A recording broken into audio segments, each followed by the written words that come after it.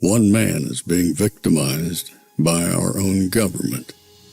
One man whom they fear, yet who millions love. One man who is willing to take the poison arrows of lawfare.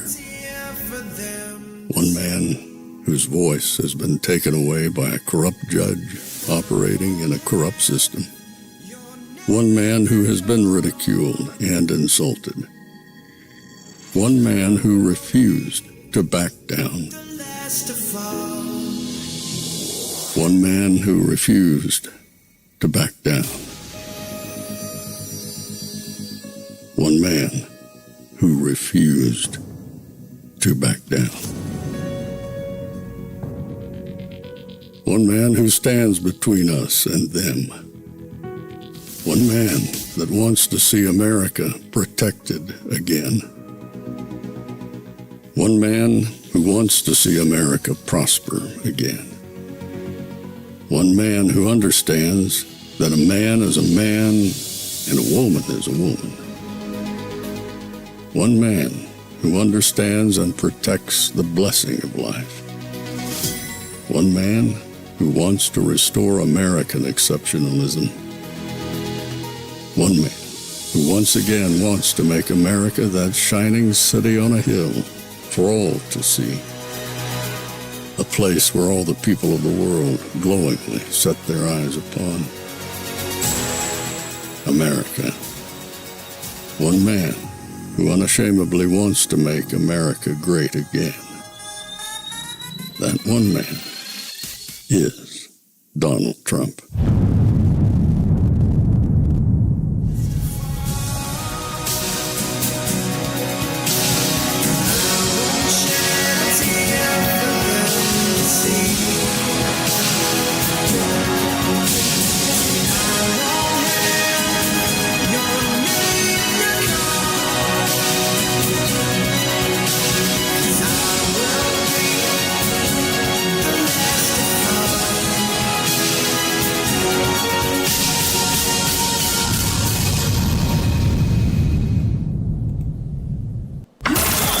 This is Fanfare with Barry Cunningham. Hey everybody, welcome to the Thursday edition of the Fanfare with Barry Cunningham show. Today we have a whole bunch on tap for you. We've obviously got the press conference with Karoline Leavitt, which I'm sure is going to be Epstein all over the place.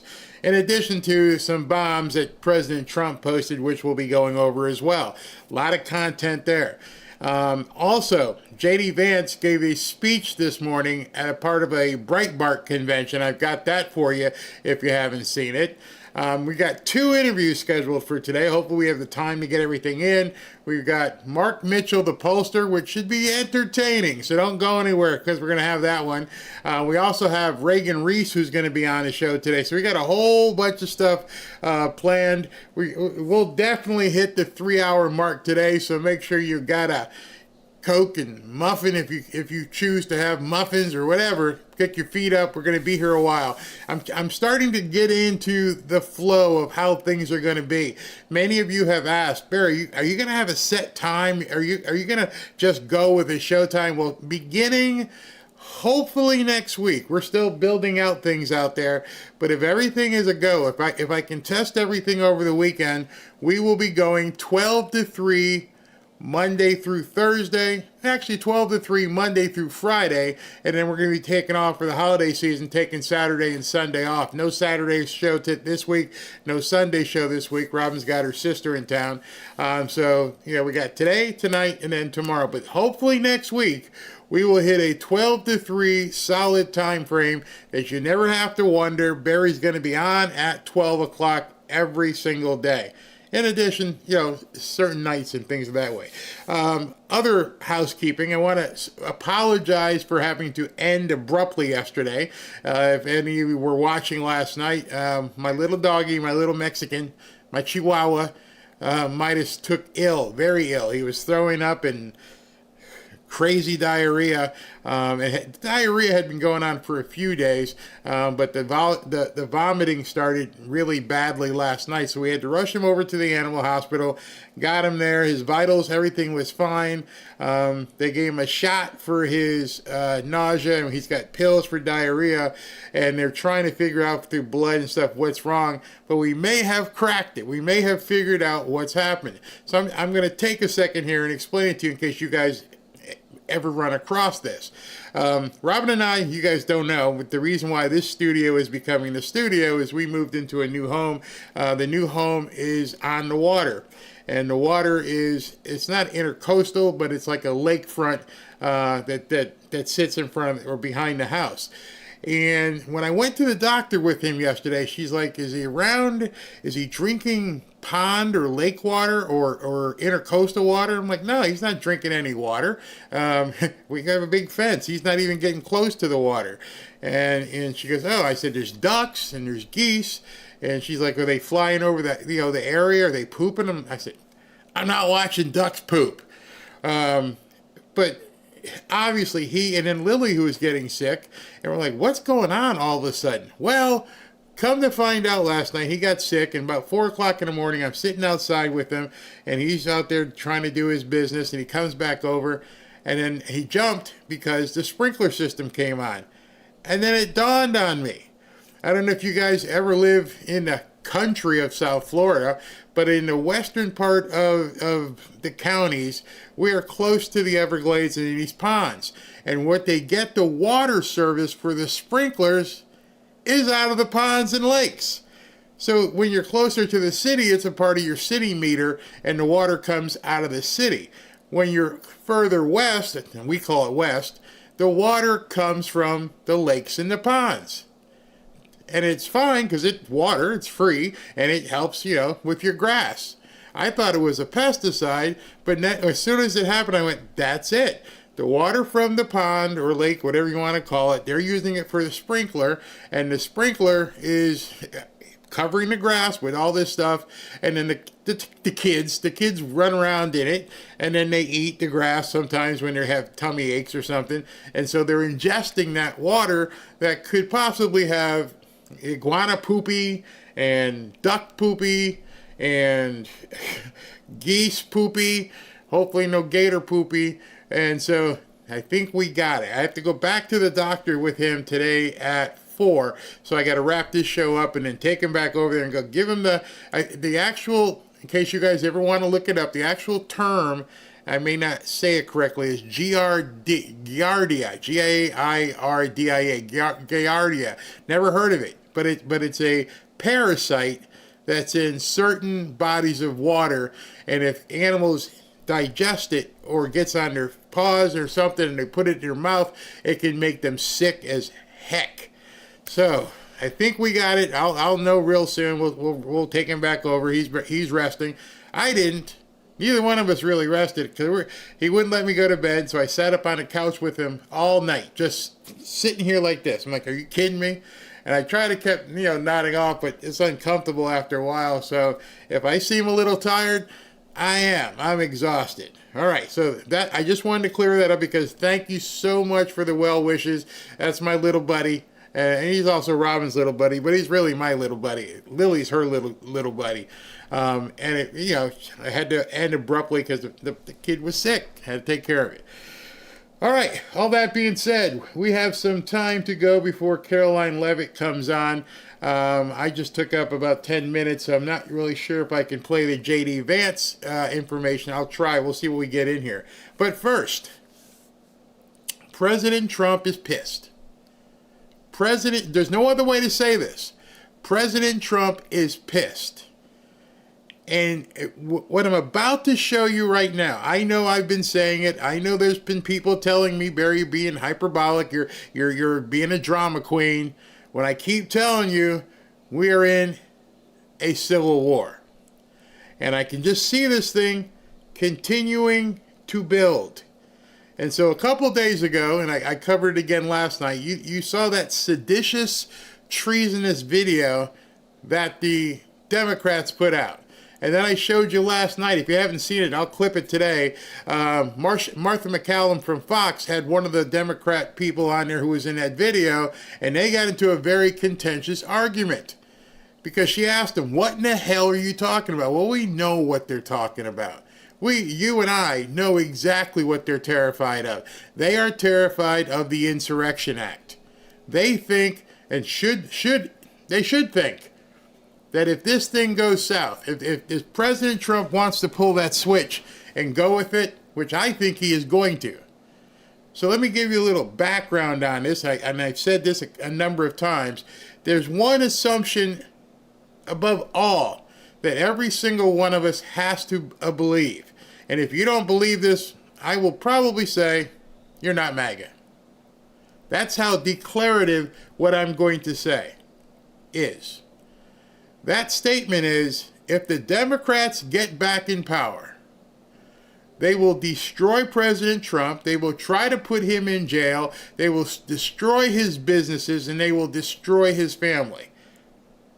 If you believe that, go ahead and put it in the chat. Yeah, they will. Well, the fact that you know that, the fact that I know that, means he definitely knows. And those of us, I mean, you saw me what I did with my little dog yesterday. Everything had to stop. I had to go take care of it.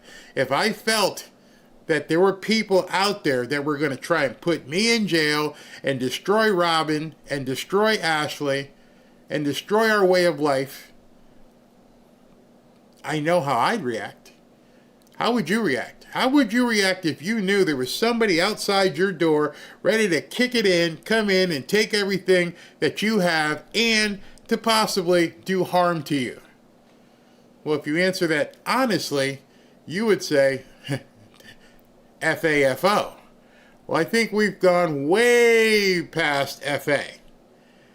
I think we passed that exit on the highway quite some time ago. Probably July 13th is when we passed the FA stage of things. And then things have just gone haywire since then. All kinds of things. You can fill in the dots of all the things that have happened. And back then we were starting to see this is looking like a civil war. And people were telling me, Barry, you shouldn't say that. Don't go there. You know, that could be dangerous. Really? More dangerous than July 13th? More dangerous to the guy sliding around the golf course trying to take shots? More dangerous than that? More dangerous than probably the attempts we don't even know about?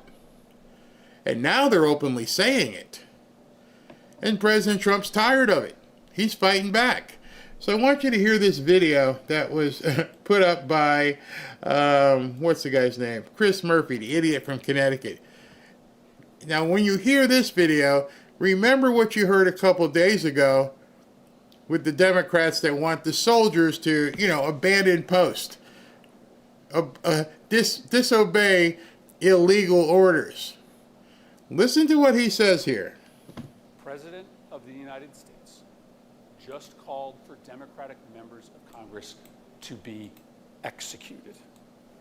This is not normal. We cannot. I'll start that over. The President of the United States just called for Democratic members of Congress to be executed. This is not normal. We cannot allow this to feel normal. This, as far as I know, has never happened before in the history of the country. Every Democratic member of the Senate and the House, their life is in jeopardy right now, especially those that were specifically targeted by this social media post. Democratic senators and House members who were simply saying that no member of the military should act illegally or in violation. Simply saying. What do you mean simply saying? Why would you have to tell a grown-ass man or woman not to do something illegal? See, it's pretty simple. You don't have to tell me, don't break the law, Barry. Oh, okay. I think my mom and dad told me. Yeah, I've made some mistakes, but a grown-ass person knows not to break the law. And I would assume, having my father been in the military, my brother being, went to West Point and then served afterwards, in a administrative, managerial, and soldier capacity, that people understand don't do stuff you're not supposed to do. Why do you need reminders from people in Congress? Especially when you're not saying specifically what orders you find illegal because they have not been given yet. That's the key. These orders have not been given yet. And they're telling you when they come, don't listen to them. They're illegal. Well, I don't need you to tell me. What are you guys getting at? They're terrified of the Insurrection Act. They're terrified of it. Of the Constitution. The President of the United States just called for members of Congress to be executed. If you are a person of influence in this country, maybe it's time to pick a fucking side. Okay. Time to pick a side. Time to pick an effing side. See, this is where it's starting to sound like the 1860s all over again, isn't it? Brother against brother. Cousin against cousin. It's time to pick an effing side. A side against who? A side against the president? A side against America? What exactly are you advocating for? Time to pick an effing side. Well, as far as I know, we're all supposed to be on the same side. We're all Americans. We're here to defend the United States. So just like the ambiguous video about disobey illegal orders, tell me what sides there are right now. Any of you in the chat can tell me what sides are we on. Again, they don't say it's time to pick an effing side. I don't have the game plan. What are the sides, Mr. Murphy? Tell me. Tell America who you want to be fighting against and who you're trying to enlist on your side. That was the biggest mistake of all of the ones that they have done thus far. He was so pissed off. He was so frothing at the mouth. He doesn't even realize he just said treason. He just said sedition. Pick an effing side. Every one of you right now, hopefully you're feeling a little bit chilled and go, wait a second. Where are we? What country is this? What did I wake up into that now you have people in our government telling influencers, if you have any influence at all, I think every single one of us has influence. It's just a matter of who you have influence over. Anyone who has any influence. So if you're a parent and you got a 7-year-old kid, you have influence over that kid. Tell your kid to pick a effing side. How do we do that? How do we determine who's on one side or the other? How do you know when you walk into a restaurant or a retail store or a football game who's on what side? Are we now going to question people? You got the ribbon? What side are we supposed to be taking?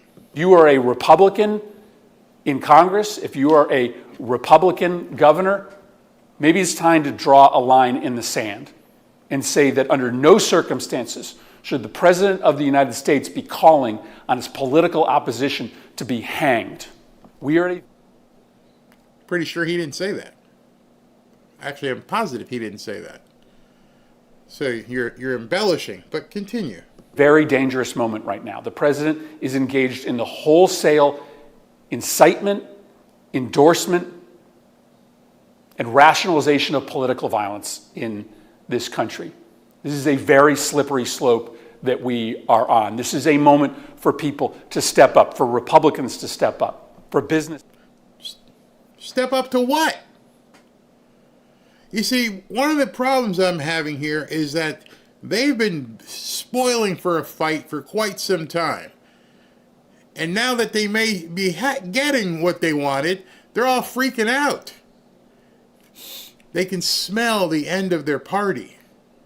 They know they are on the ropes. I don't care what any pollster says. I'm going to talk to Mark Mitchell today and say, you can take these polls and stick it. I won't say that nasty in that way to him, but these people are desperate. Let me show you for a second. Let me interfere. Ashley and I had a conversation this morning, and it's all over X. We are truly finding out how bad the illegal encampment has been in America. It is so bad that when ICE rolls into a certain city, it becomes a ghost town. The roads open up. The job sites empty out. The schools empty out. The schools empty out. This morning, Ashley's in North Carolina where she lives, and she said 30,000 students didn't come to school because ICE rolled into Charlotte and areas around Charlotte. 30,000. Teachers are walking into class and seeing 4 and 5 students in there. Why? Let me show you this map. This map got posted earlier today. This is the map of Charlotte, North Carolina, in normal traffic patterns during rush hour. Everything is in yellow and red. And after ICE rolled in, all of a sudden the traffic disappeared. The job sites are empty. I don't mean a few people. I mean nobody showing up for work. That's why they've been fighting this deportation, because it ends the Democrat Party. The money, the fake votes, the laundering, the grift, it all goes away. It all goes away, and there's nothing left for them. They can't win honestly. They can't even win by trying. Nobody wants the crap they're selling, except for the people who they're buying. Those people who, when they find out they may get deported, vanish. Absolutely vanish. Well, here, let me show you this here, because this is real. Do I have it? Let me come back to it, because it was just amazing, some of the job sites that they're showing, and how there's nobody there. Here, look. Here, I got a tweet for you to take a look at. Somebody made a post, and it says, Uptown Charlotte, North Carolina job sites are reporting empty due to ICE raids. Not a single worker. All workers were newcomers. This is happening in all 50 states. Every time we see ICE raids come to a city, we see empty job sites. American jobs were stolen for cheap labor. And then you can, let me just reset that. You don't need to hear the sound. It's empty. Tumbleweeds. Nobody there. We don't need a whole bunch of different programs. We needed a different president. You can get your ass back to work. The jobs are there. They were stolen. There's nobody there. This is why they're freaking out. This is why they're acting the way they do. Never mind the names being in the Epstein file. We're going to get to that, obviously. But let's let this moron continue. Leaders to step up.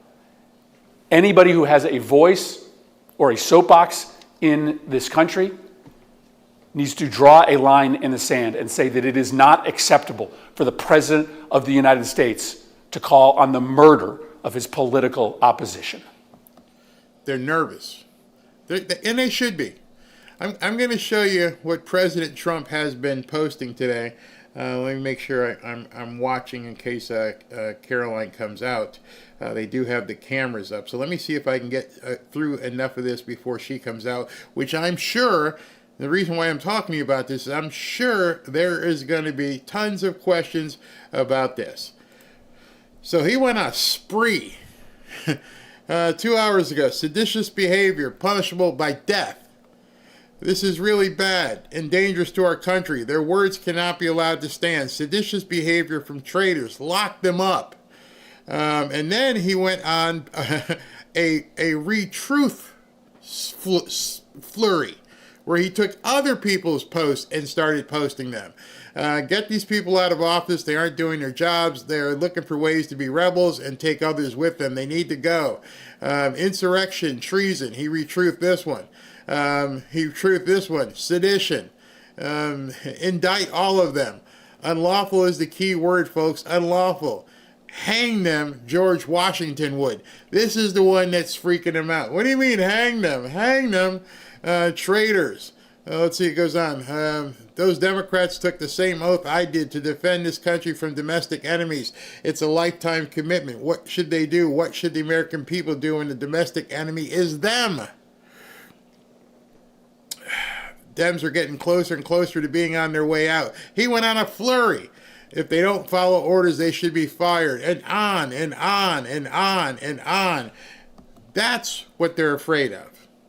They know pretty much, as you can see, that the end is near for them, and they don't know what to do other than trying to basically rile people up. And that's what they're gonna, that's I believe is the objective at this point. I believe the objective is to begin what they wanted to see happen. They want to impeach him. They want to get rid of him. In fact, I got a video I can show you after the press conference where Al Green once again said that's their only objective. There's nothing else that they have in mind other than to impeach and get rid of Donald Trump. Remember, we're only 10 months in. We are only 10 months in, and the sky is falling on these Democrats. And so when I talk to Mark Mitchell, what I'm going to say to him is, as you're taking these polls to people that you're putting out and saying the sky is falling, it changes every single day. You didn't know they were going to release the Epstein files.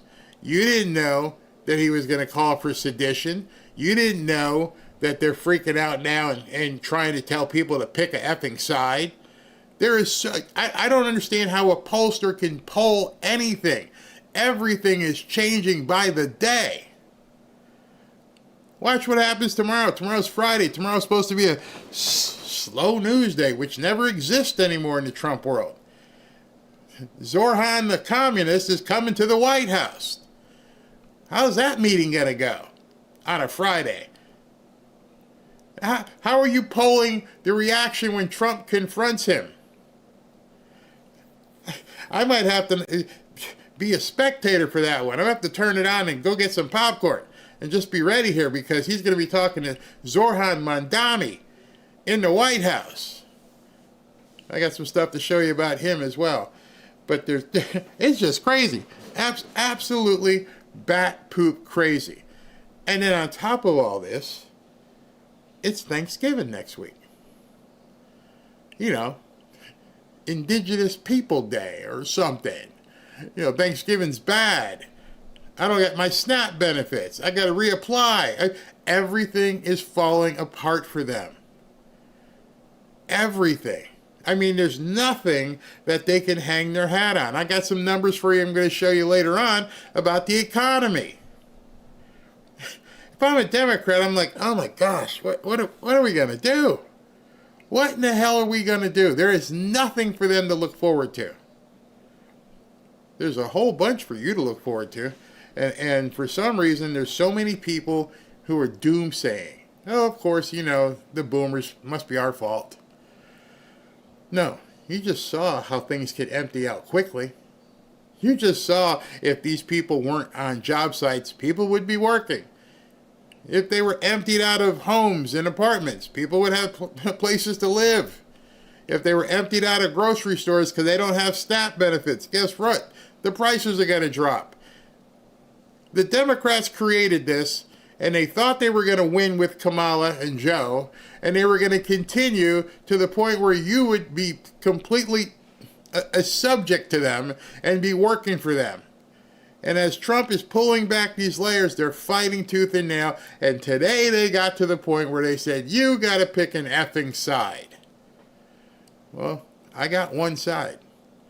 It's not Trump. It's not the Democrats. It's America. That's my effing side. I picked it. Actually, I didn't even pick it. It was given to me. It was given to me by men who fought in wars across the world, men and women who fought in wars across the world to make sure that we lived in the home of the free. Land of the free, home of the brave. They fought for that. They died for that. My side was picked. I'm lucky to have been born onto this side.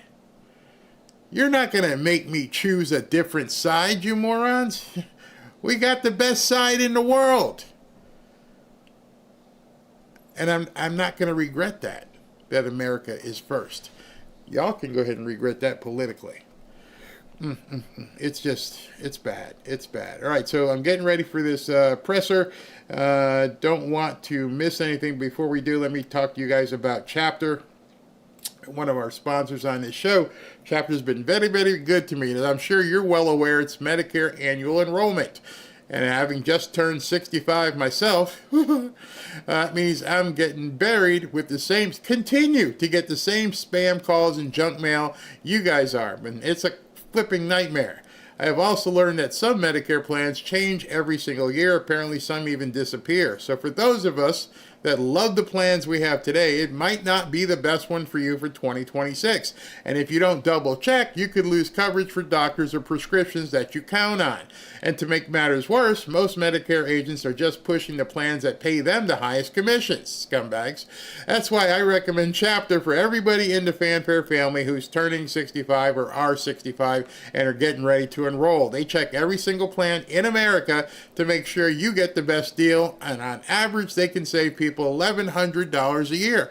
But if you don't need the savings because you prefer a Cadillac style plan, they can help you with that as well. They made it dead simple for Robin and I. They'll review all your options in one free 20-minute phone call. And if you're already on the right plan, you're done. You don't got to worry about it. If not, they'll help you switch. So get some peace of mind during this enrollment period, which is only a short period of time left. I believe it's mid-December. That's it. So call Chapter at 475-328-3545 and make sure you're set heading into 2026. And I didn't know, and this was news to me, I did not know that there were, quote, lifetime penalties if you didn't get your Medicare stuff put together. Lifetime.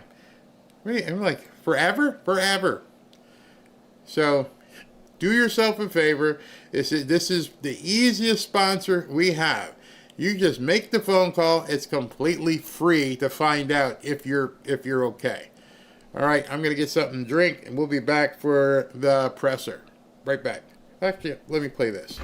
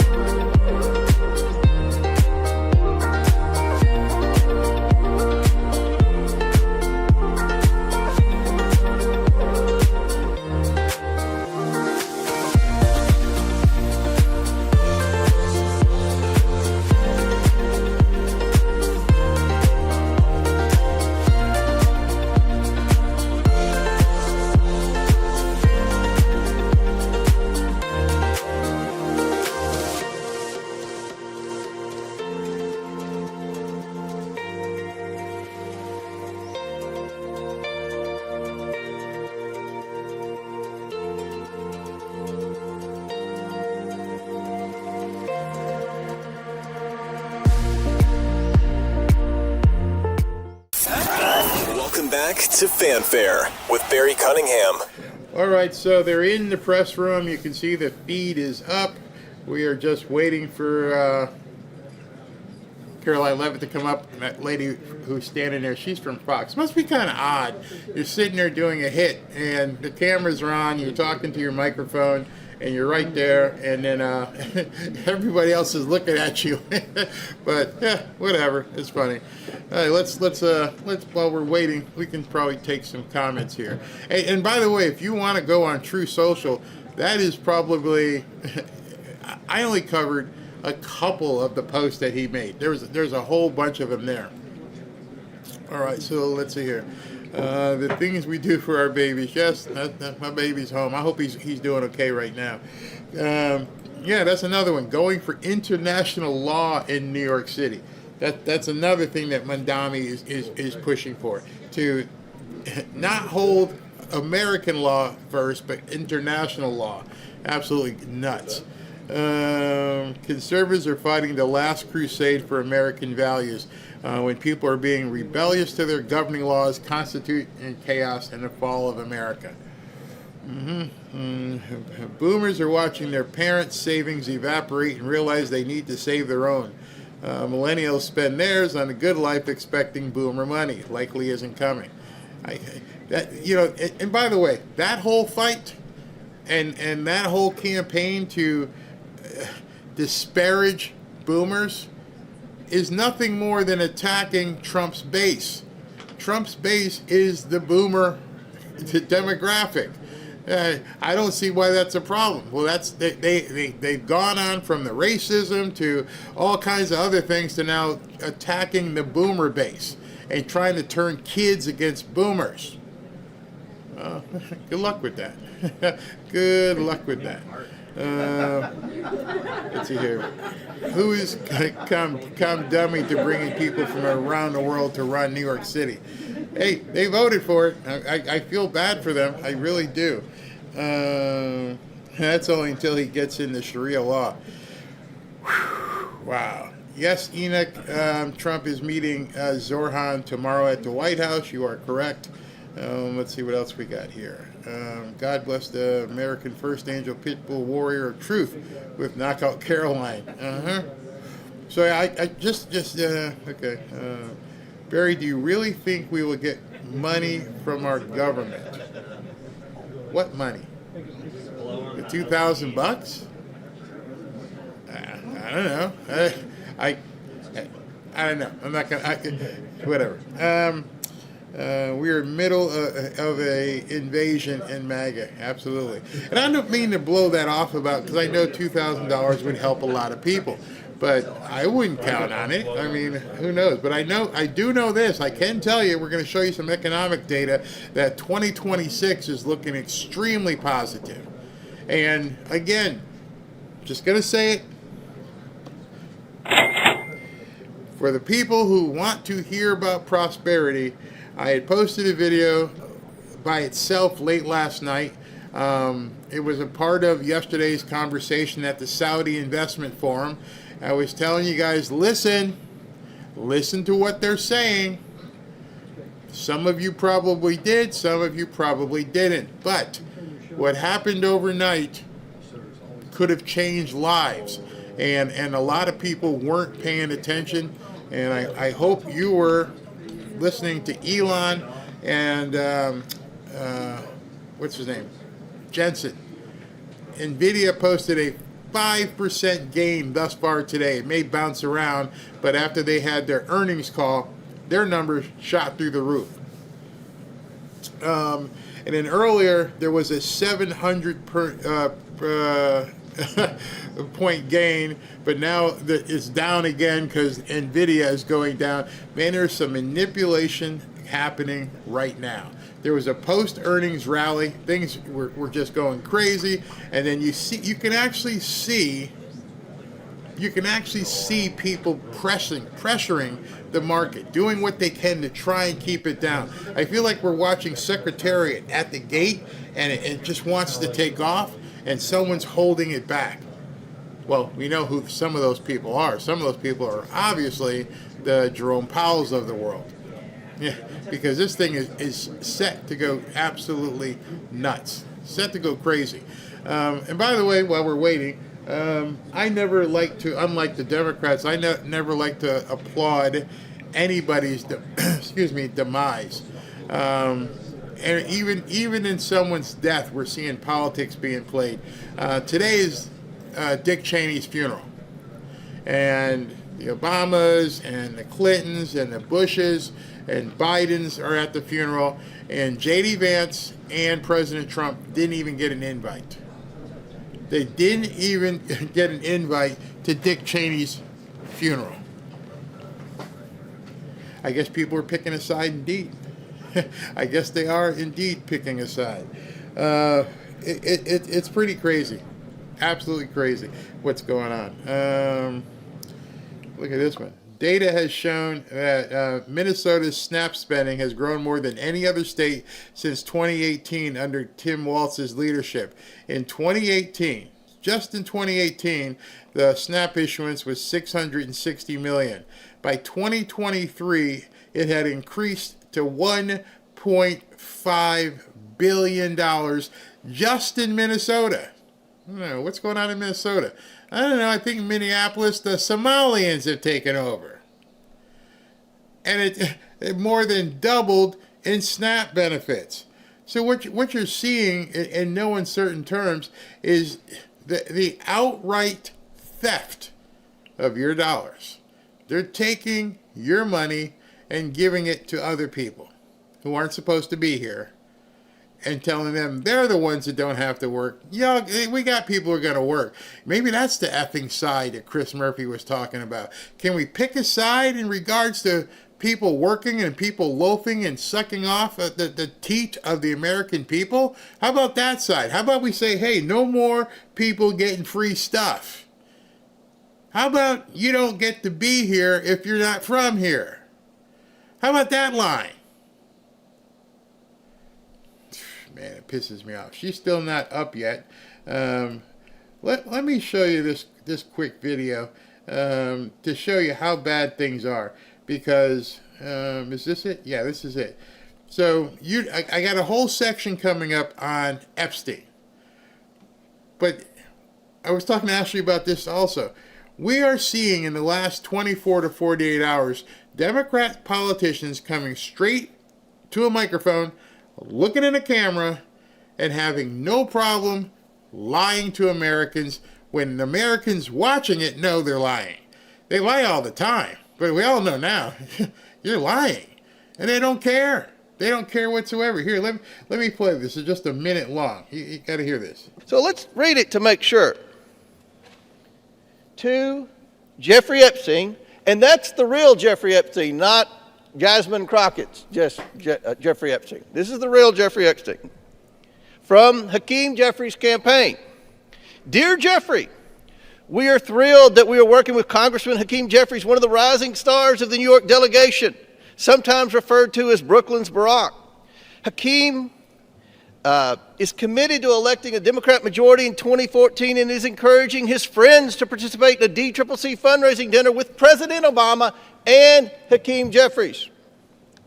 It ends with a number for Jeffrey Epstein to call to go to the dinner and, quote, get an opportunity to... They wanted the files. Now they got the files. And what we're finding out is it's quite damning on their side, but it doesn't matter. Nobody cares. Until we can find stuff on Trump, none of this matters. Doesn't matter what Hakeem Jeffries did. Doesn't matter what Stacey Plaskett did. Doesn't matter what Larry Summers did. Doesn't matter what Bill Clinton did. None of that matters. That's not what we're here for. We're only here for one thing. Anything. Find something that has the word Trump on it. See, but the problem is, this is a line I could ask Mark about. Mark, have you done any polling to find out, everybody wanted the Epstein list? Do they care that so many Democrats are now being caught in that web? Because the brainwashing on these people, they've already picked a side. They're the ones who are anti-American. They're the ones who don't care what happens. Get to know Hakeem better. Here's the evidence. The email speaks for itself.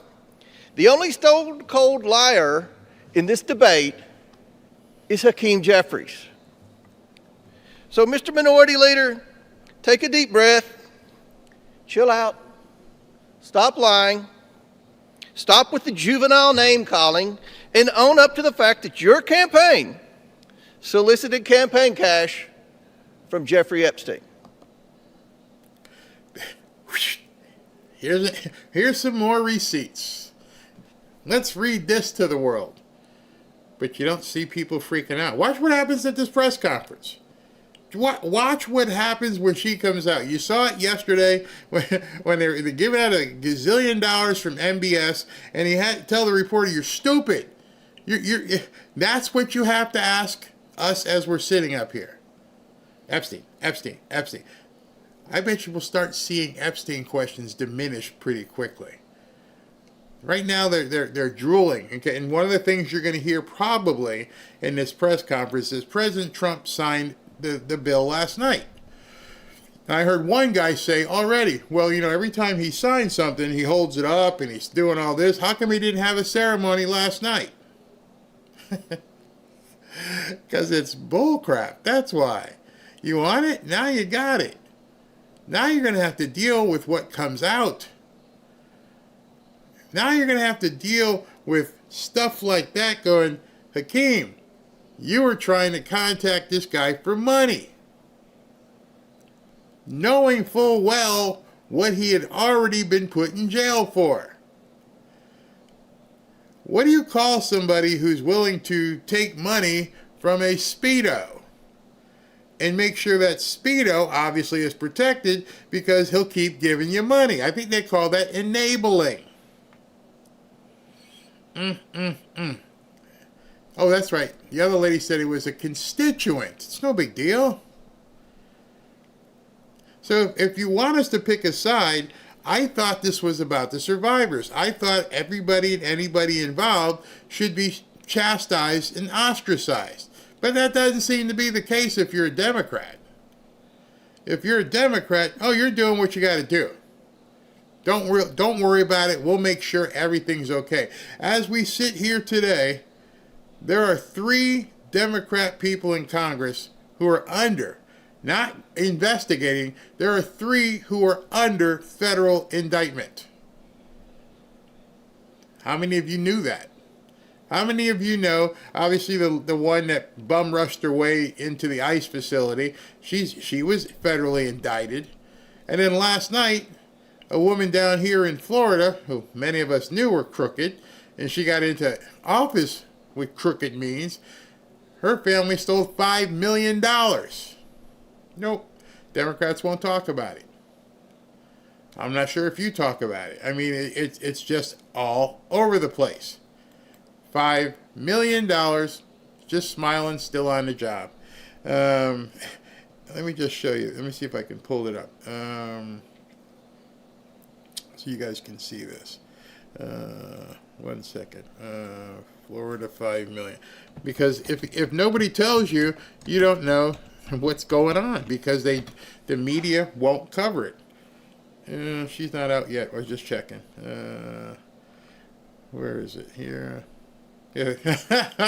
They got pictures of her with Biden.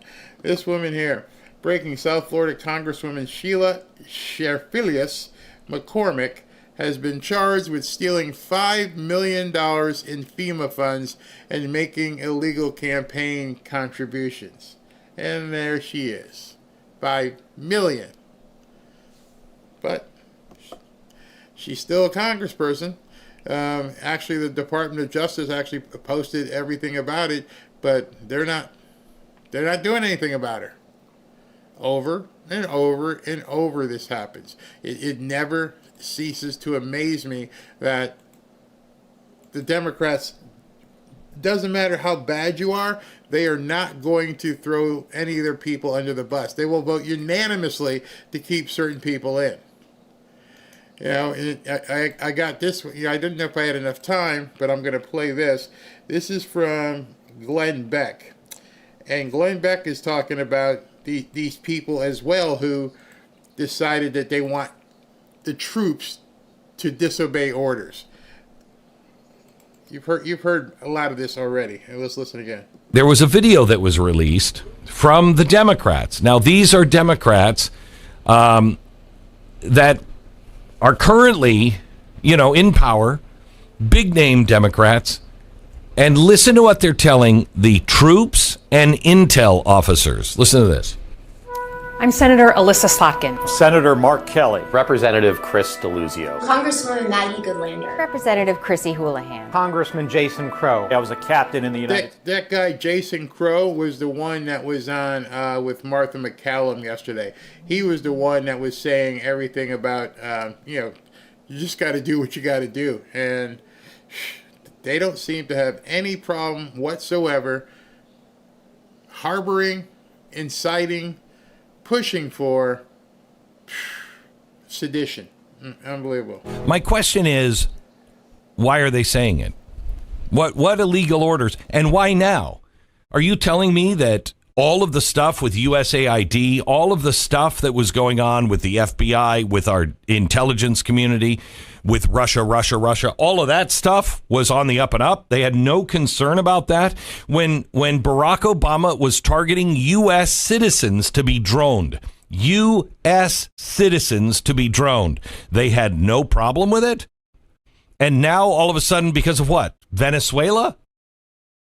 Now all of a sudden they have a problem. No, I don't think so. I think this is the beginning of a campaign. And again, all it does is sow seeds of doubt, not in the mind of the military, not in the mind of, well, maybe CIA, but I think CIA is off on their own territory anyway. This sows the seed of doubt in the mind of the average American. They're now sowing the seed saying Donald Trump is doing something unconstitutional with our military. What is it? Speak clearly. Don't say we're under pressure. Speak clearly. What exactly is he doing that is unconstitutional that they should disobey? I'd like to know what it is. You see, the part that Glenn said that he may not have realized what he was saying it, or maybe he did, when he said they're sowing the seeds of doubt. It's a little bit stronger than that. It's a little bit stronger than making people doubt themselves and doubt the president. I don't know who's coaching them. I don't know because they're not smart enough to do this on their own. You found that out yesterday when I showed you that the Democrat Congresswoman delegate was getting instruction from Jeffrey Epstein. Jeffrey Epstein was texting her while she was grilling Michael Cohen, and she was asking, hurry up, I'm up next. Somebody is coordinating all of this. These people do not have the marketing savvy to be putting these types of things together. That is something everybody should understand. Because if they had that kind of savvy, they would have been doing it before. And nothing they can do makes any sense. And so when you look at, as Glenn said, they're sowing the doubt. No, they're not sowing doubt. They are actively, how can I say this, pushing an MK Ultra campaign. Here she comes. I'll get back to that when we're done. And she's got Miss McMahon with her. So she's going to be talking about education. I will begin my remarks. She's going to speak, and then we'll take some questions. She'll take questions, and I'll take questions from you as well. First off, yesterday, First Lady Melania Trump and Second Lady Usha Vance traveled to Marine Corps Air Station New River and Camp Lejeune in North Carolina, where they spent the day meeting with students, educators, military families, and United States Marines. Both the First Lady and Second Lady were grateful for the warm welcome and remain deeply committed to supporting military families and the communities that serve our great nation. May God bless all of them. In economic news, the September jobs report showed the American economy remains strong, with 119,000 new jobs added, more than double expectations. These gains came after the summer passage of President Trump's historic tax cuts and multiple big trade deals with countries around the world. In particular, construction jobs surged by 19,000 in September, the largest monthly gain in a year. Nearly all of this solid monthly job growth came from the private sector and went to Americans rather than foreign-born workers, the opposite of what we saw under the previous administration. Inflation also remains under control, and wages are up by 3.8% over the year for American workers because of President Trump's pro-growth policies. In fact, real wages are on pace to increase roughly $1,200 for the average worker this year under President Trump. This is a complete reversal of the failed Biden era, when we saw inflation skyrocket to 9%, causing private sector workers to see their wages decline by approximately $3,000. We know that Americans are still hurting from the 4-decade high inflation caused by Joe Biden and the Democrats. But President Trump is making significant progress to fix this, and he will not stop working until he solves it.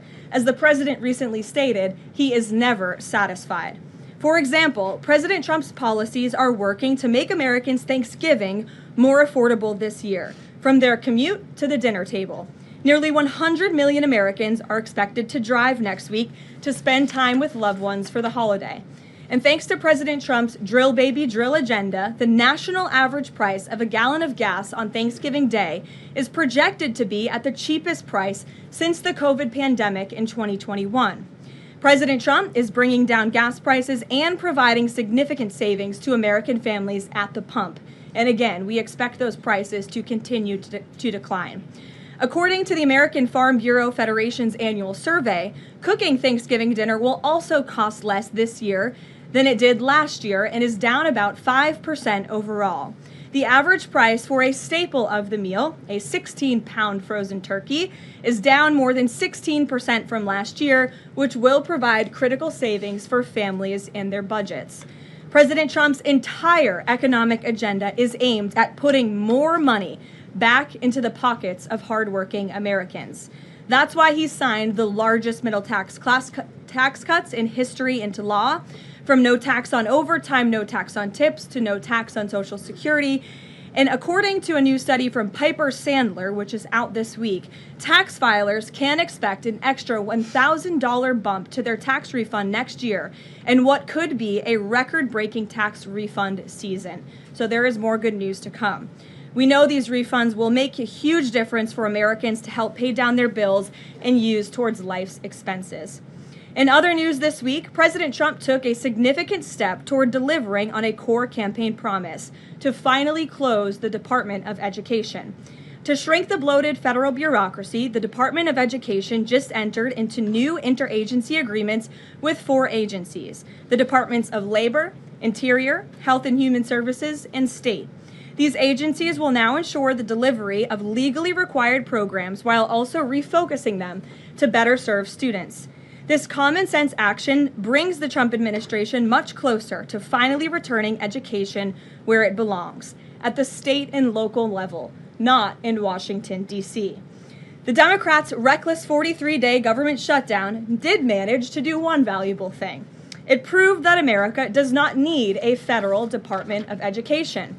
During the longest shutdown in history, the Department of Education furloughed 90% of its staff, and America's education system was not impacted whatsoever.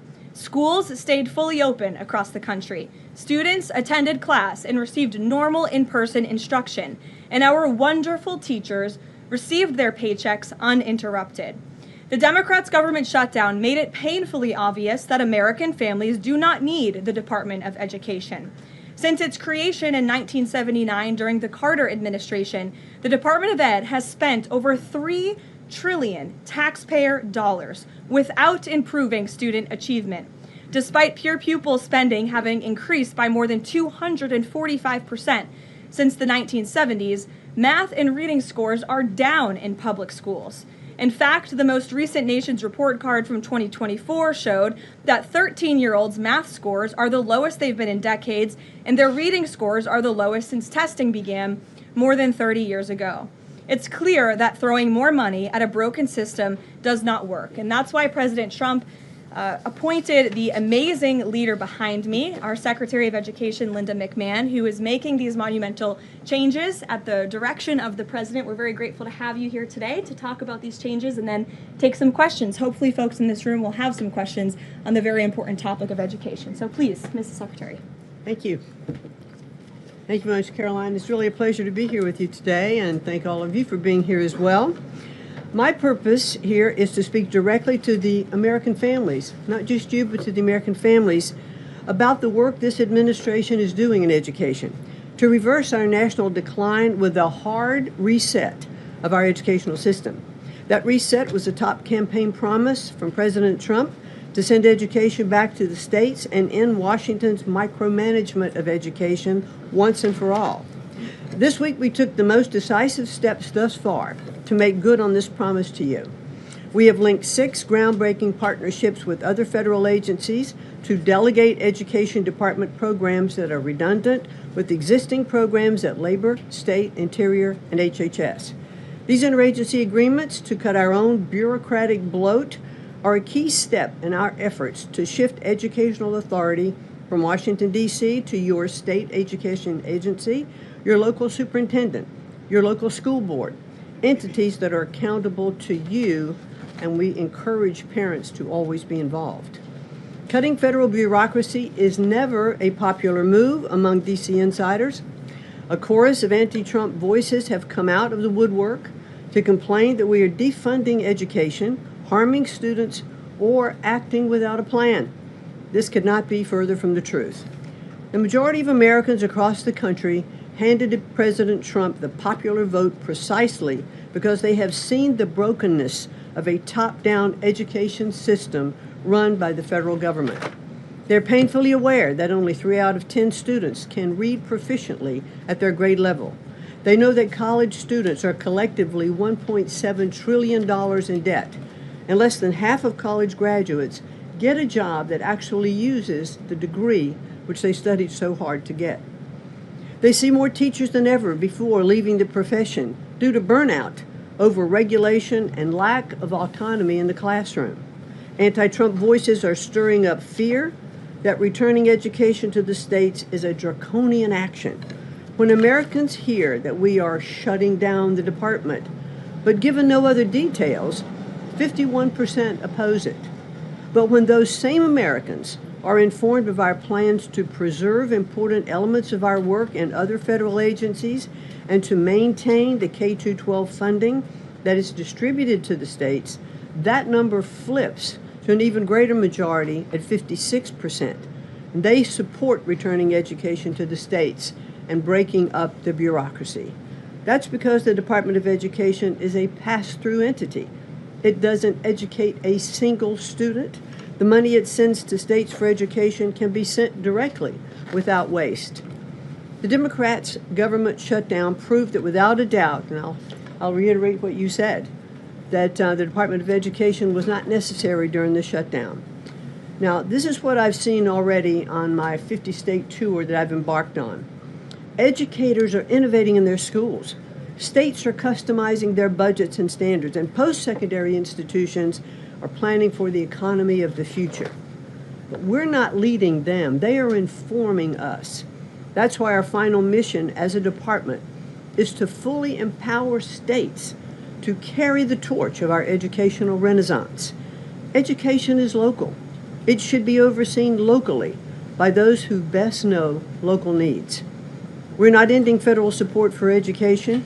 We are ending federal micromanagement and paving the way for education renewal through state reforms like school choice, the science of reading, and restoring the right priorities in higher education.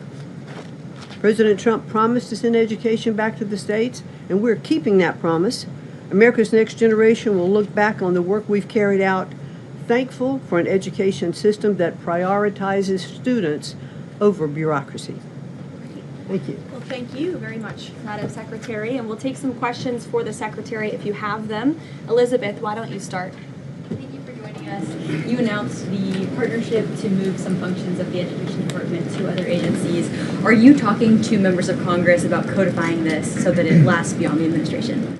Yes, we started our conversation, and thanks very much for asking that, because there have been some reports that Congress is in the dark on this. That's clearly not true. We've been talking to, I've talked to dozens of members of Congress to explain to them exactly what we're doing, to bring them up to speed, and to say to them, look, when we have completed some of these transfers that are working incredibly well, then we will be looking to Congress to codify those, make them permanent.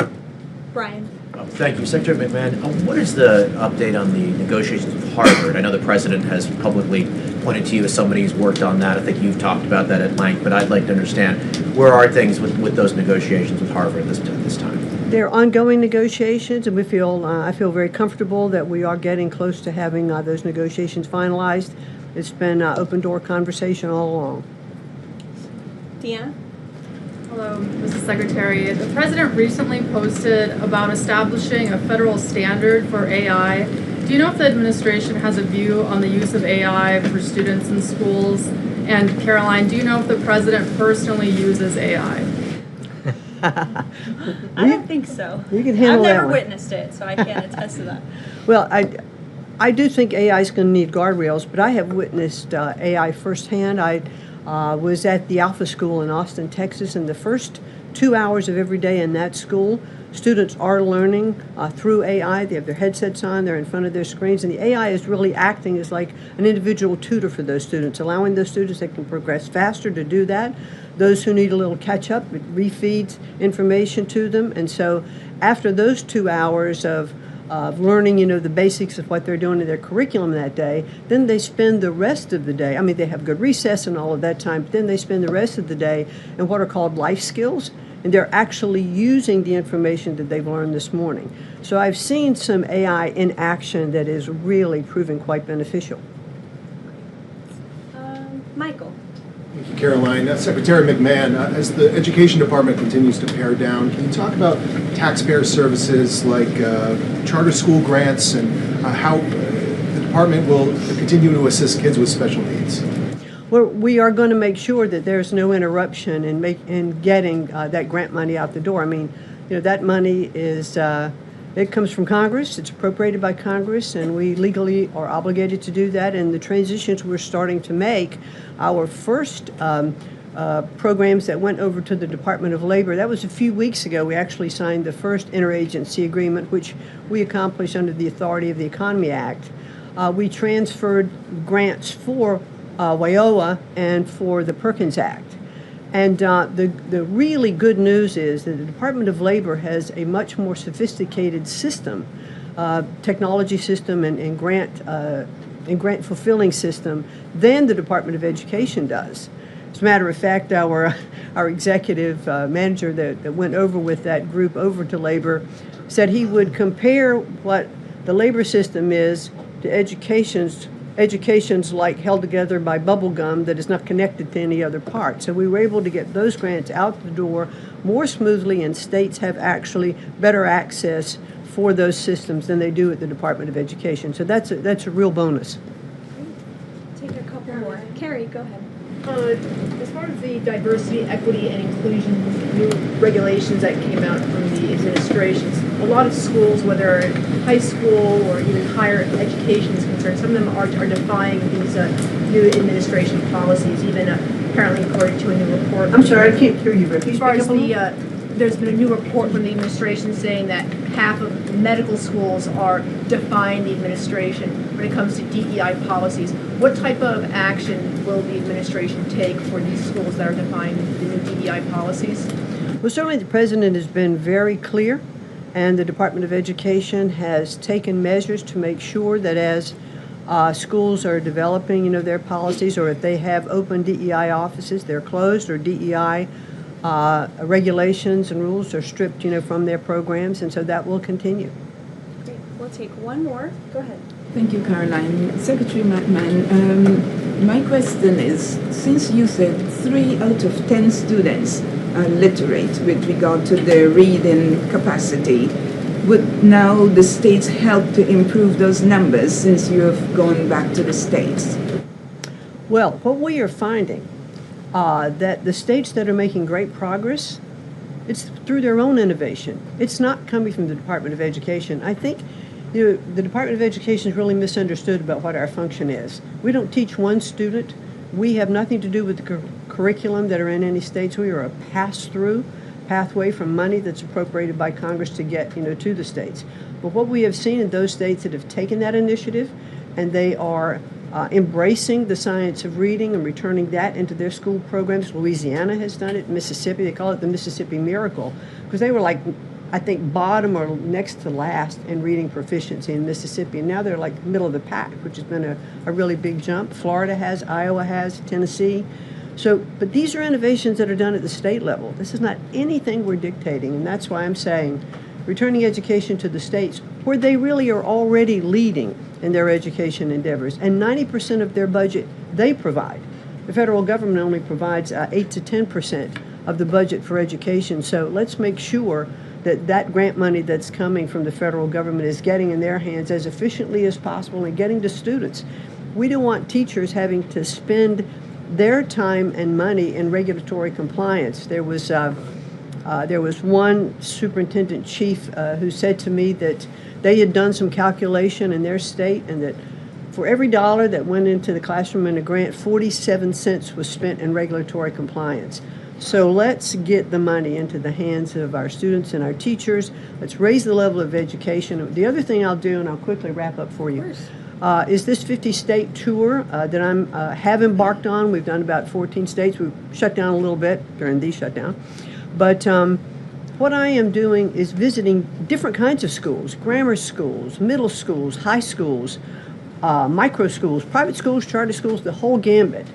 And in the end, my goal will be, as we step away and fully deliver education back to the states, is to provide them with a best practices toolkit of all of the things that I have seen around the country to say, hey, this is working. Check with these superintendents, check with these governors. And what I found a little bit is governors are a little competitive. So it's kind of nice to give some of these best practices out there. It'll work because it's already working.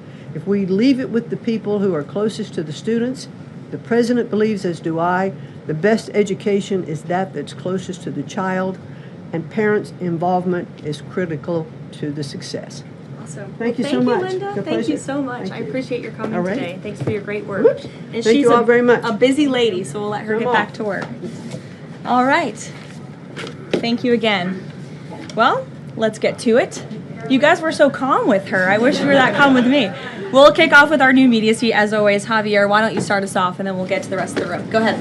Thank you very much. My name is Javier Negre. I'm from Spain. I'm the owner of the biggest media platform in Hispanic politics, with brands like La Derecha Diario, Ida TV, or UH Plus, or Vicegrad in Spanish. And I'm happy to be here. Thanks for supporting the new media, also in the Hispanic community. We try to fight against medias like Telemundo, Univision, CNN, or NBC News that are spreading fake news and attacking the ICE operations.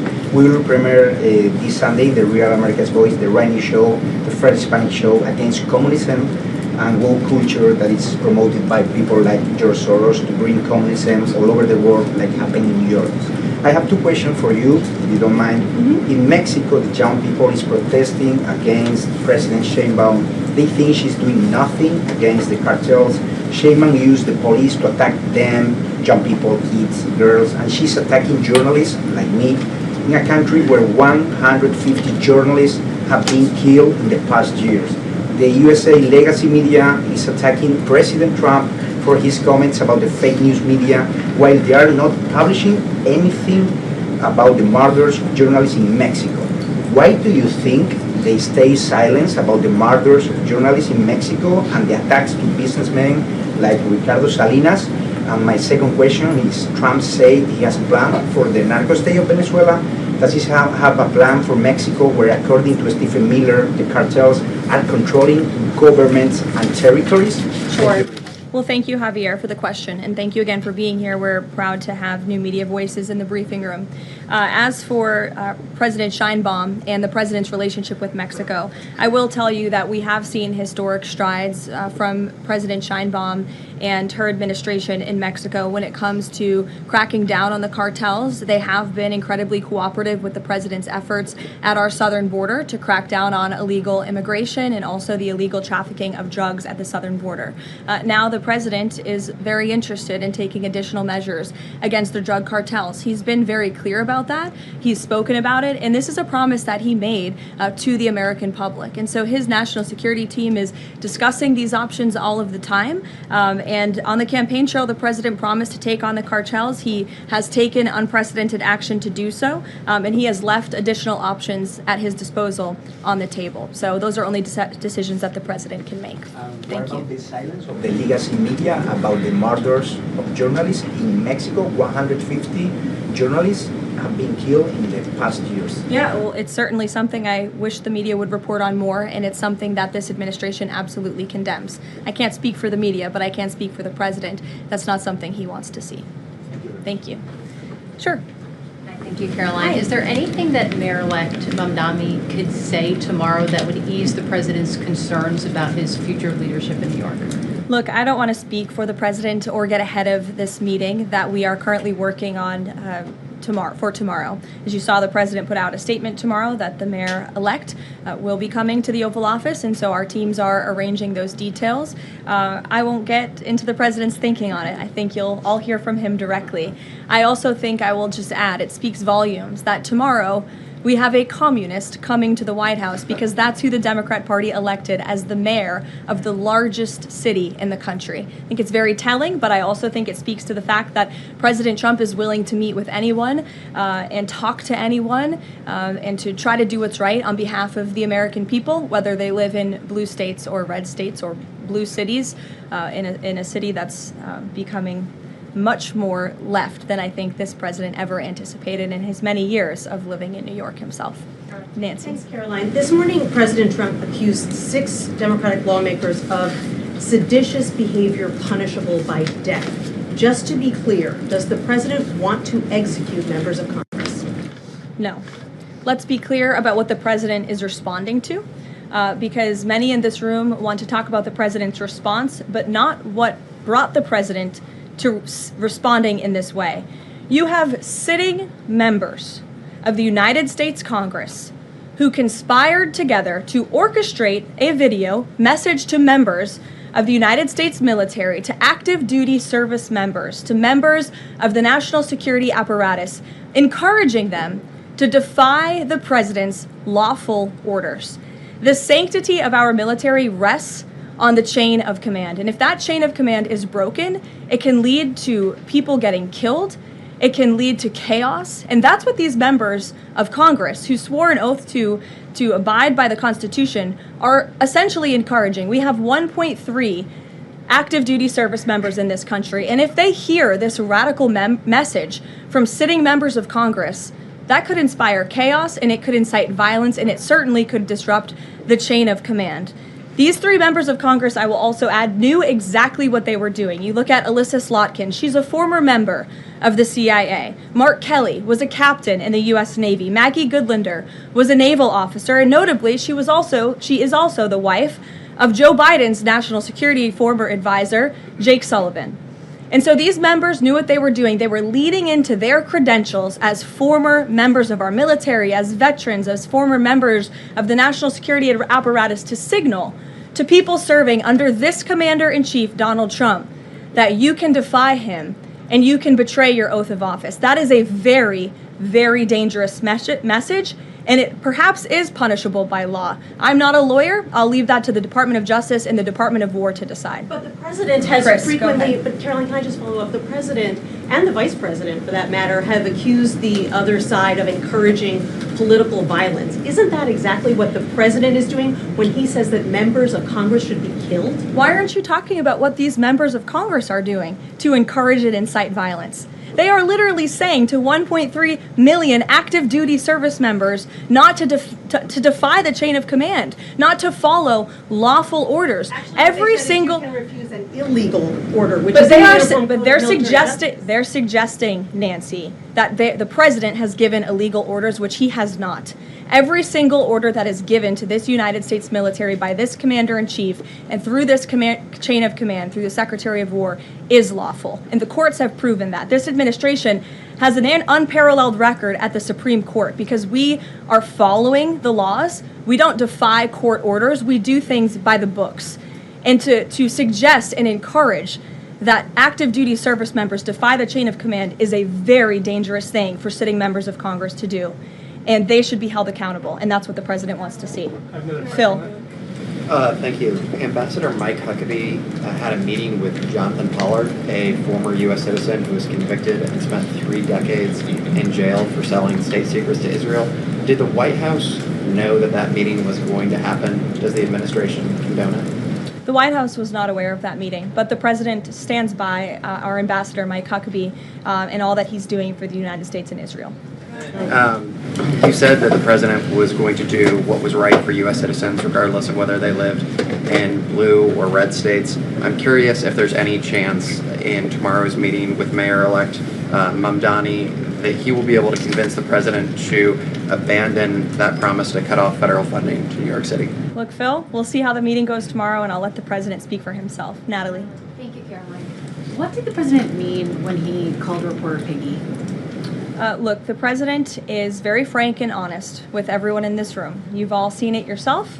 You've all experienced it yourselves, and I think it's one of the many reasons that the American people reelected this president, because of his frankness. And he calls out fake news when he sees it. He gets frustrated with reporters when you lie about him, when you spread fake news about him and his administration. But he also is the most transparent president in history. And he gives all of you in this room, as you all know, unprecedented access.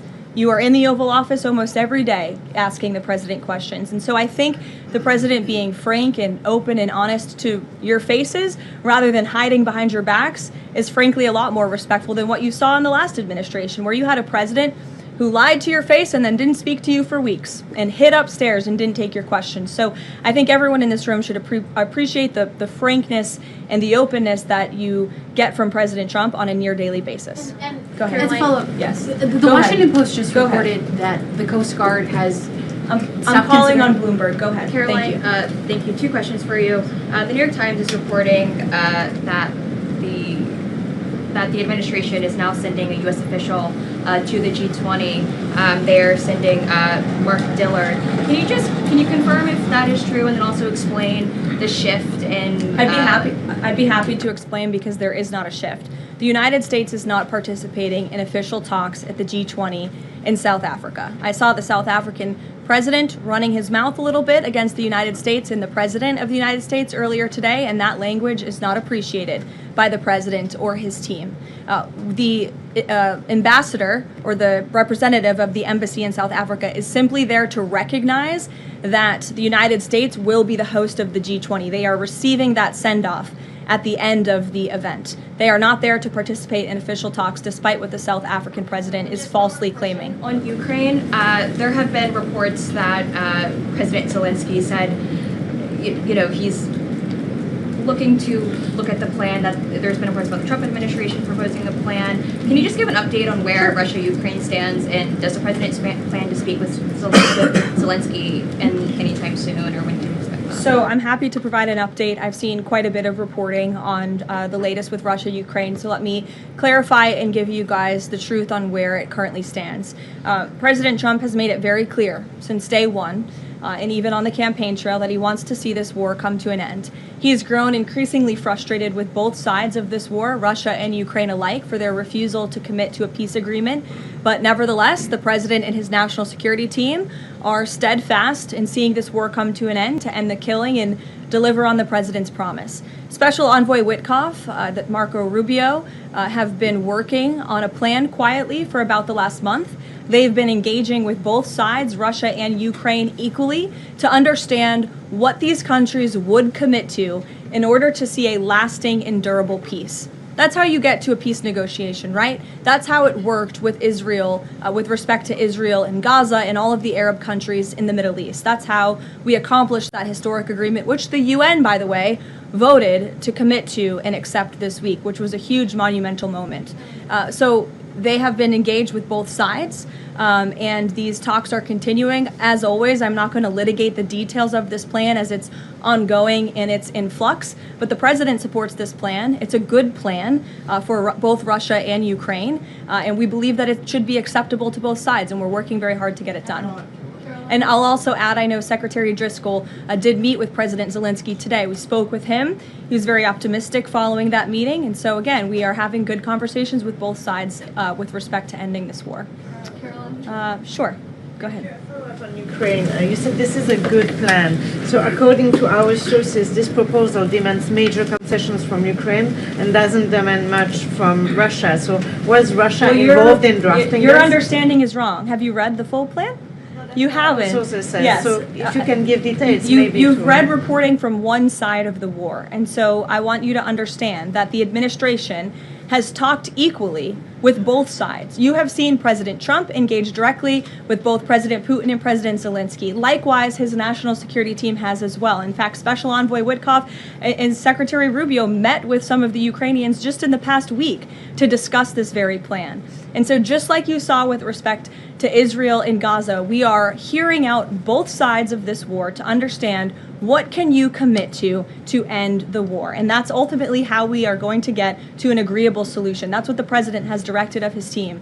I know there's a lot of criticism out there and a lot of doubters, but I would just remind you of the historic success that this president and his team accomplished in the Middle East. We believe that is possible with Russia and Ukraine, and we're hoping and working very hard to achieve that. Stephen. Could you provide a little more context on what to expect tomorrow with the Mamdani meeting? Will it be in the Oval Office, or is it going to be open at least partially to the press? I don't have any more details to read out for you on the meeting quite yet, Stephen. I know it's of great interest to you in the New York Post, but we'll keep, maybe if it opens, we can commit to letting you in. Sure, go ahead. Thank you, Caroline. It came up yesterday during a confirmation hearing for the president's pick to lead the CFTC that the CFTC currently has 0 Democrat commissioners, whereas usually it's had 2 or more.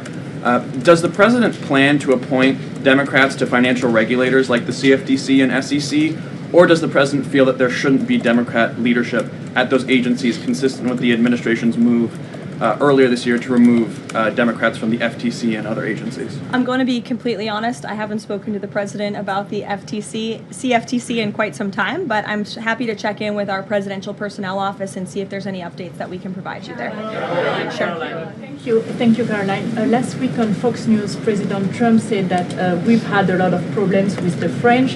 How would you describe the current relationship between France and the U.S.? Look, the relationship remains very strong. President Trump speaks quite frequently with Emmanuel Macron. I think they have a good working relationship, but the president is not shy to point out when he has disagreements with world leaders as well, and he's done that with respect to Mr. Macron as well.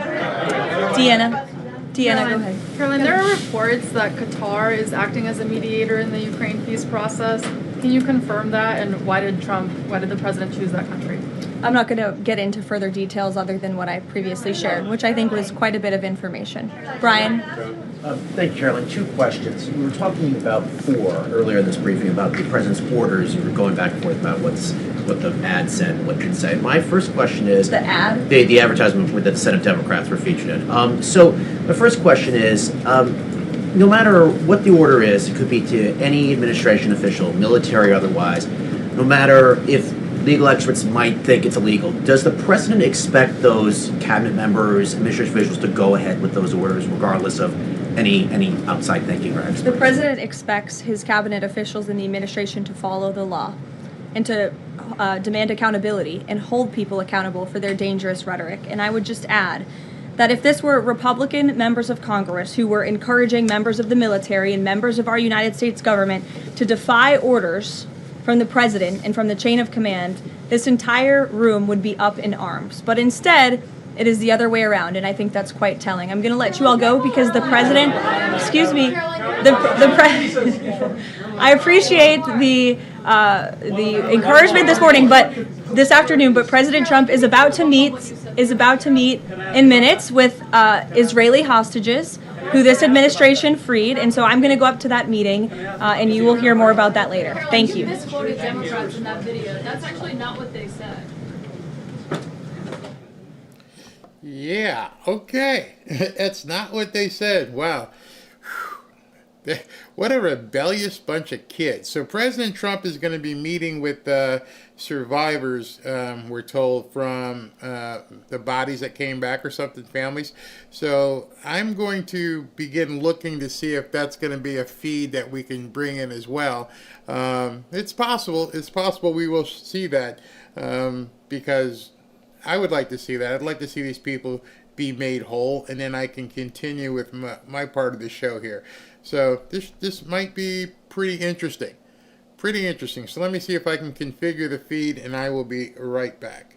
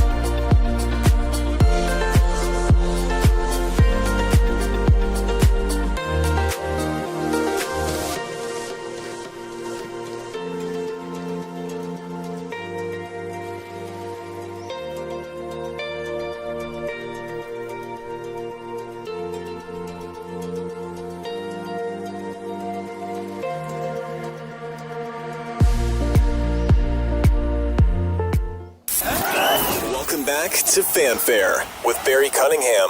All right, so Ashley just told me that Reagan Reese can't make it. She is sick, but of course you got to have content ready to go just in case. So I mentioned to you that I had this video of J.D. Vance at the Breitbart event today, so we're going to jump right to that. And if President Trump does go on live with the hostage release, the people who got released, we'll jump to that as well. But here's J.D. Vance from earlier this morning. Mr. Vice President, thanks for taking the time to do this. Absolutely. Well, I love to be here with all of you. It's a beautiful building and a beautiful morning. I always joke with Matt, but it's actually not a joke. I'm being dead serious that this is the most well-sourced journalist in Washington, D.C. And if you remember maybe 6 months ago, maybe it was actually a year and a half ago, when there was this big conversation in the Washington Post about what do we do to actually get in touch with the other half of America? How do we actually make our journalism more appealing to the half of the country that doesn't agree with far-left politics? And I think I texted Jeff Bezos and I said, if you're really serious about this, you should just hire Matt Boyle and make him run your entire political reporting shop. Now, Larry Soloff, I'm sure, is pissed off at me for that suggestion. But unfortunately, for the Washington Post, they did not take my advice. So I'm proud to be here with Matt Boyle and Breitbart, and thanks for everything you guys do. All right, so Mr. Vice President, the big news this morning is new jobs numbers blew away expectations. Huge. From the September numbers, so these were delayed because of the government shutdown, more than double. 119,000 new jobs, and then also there's some interesting stuff in the wages numbers there as well that shows wages on the rise. Your thoughts on the jobs numbers? Okay, so a huge jobs report, and I assume the market is going crazy right now, probably just opened, because what this shows is that the Trump economic policies are actually working. And you've got 119,000 new jobs. Economists thought that we would have about 50,000 new jobs, but that's actually just the headline number. If you look below the surface, I think the numbers are actually better. So number one, wages continue to way outpace inflation. If you go back to the 3 years of the Biden administration, the average American worker actually lost about $3,000 of take-home pay. In the first 10 months of the Trump economy, we've increased take-home pay by about $1,200, adjusting for inflation. So that's a huge, huge thing, and this jobs report confirms that. You have the number of manufacturing hours worked in the economy is actually going up. You see the private sector is really driving this economic growth and is driving the job creation. And this is really important, I know, to you, Matt, but really to me. and it's that we are seeing the job growth go to native-born American citizens. And what happened under the Biden administration is, to the extent there was any job growth at all, if you looked at the data, almost all of the net job creation in the United States under the Biden administration went to the foreign-born. Now, of course, some of those people are legal immigrants to the United States, but that means that a lot of the job creation was actually going to illegal aliens who shouldn't have been in our country. The best thing that you can say about the Trump economy is that American jobs are going to American workers for a change, and that's the thing that I'm proudest about with these numbers. Right. So now another big story is that last night President Trump announced that tomorrow he's going to be hosting a meeting with the New York City Mayor-elect Zohran Mamdani. He calls him communist. I might have a stomach bug wrong about that.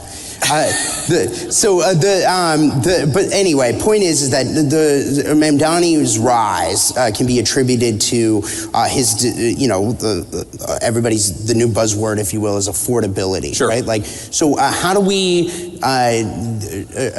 people out there feel like the economic situation isn't that great. Look, we're 10 months to the day here since the inauguration, but they want to see more. They want to see more action. We've seen a lot of steps you guys have taken.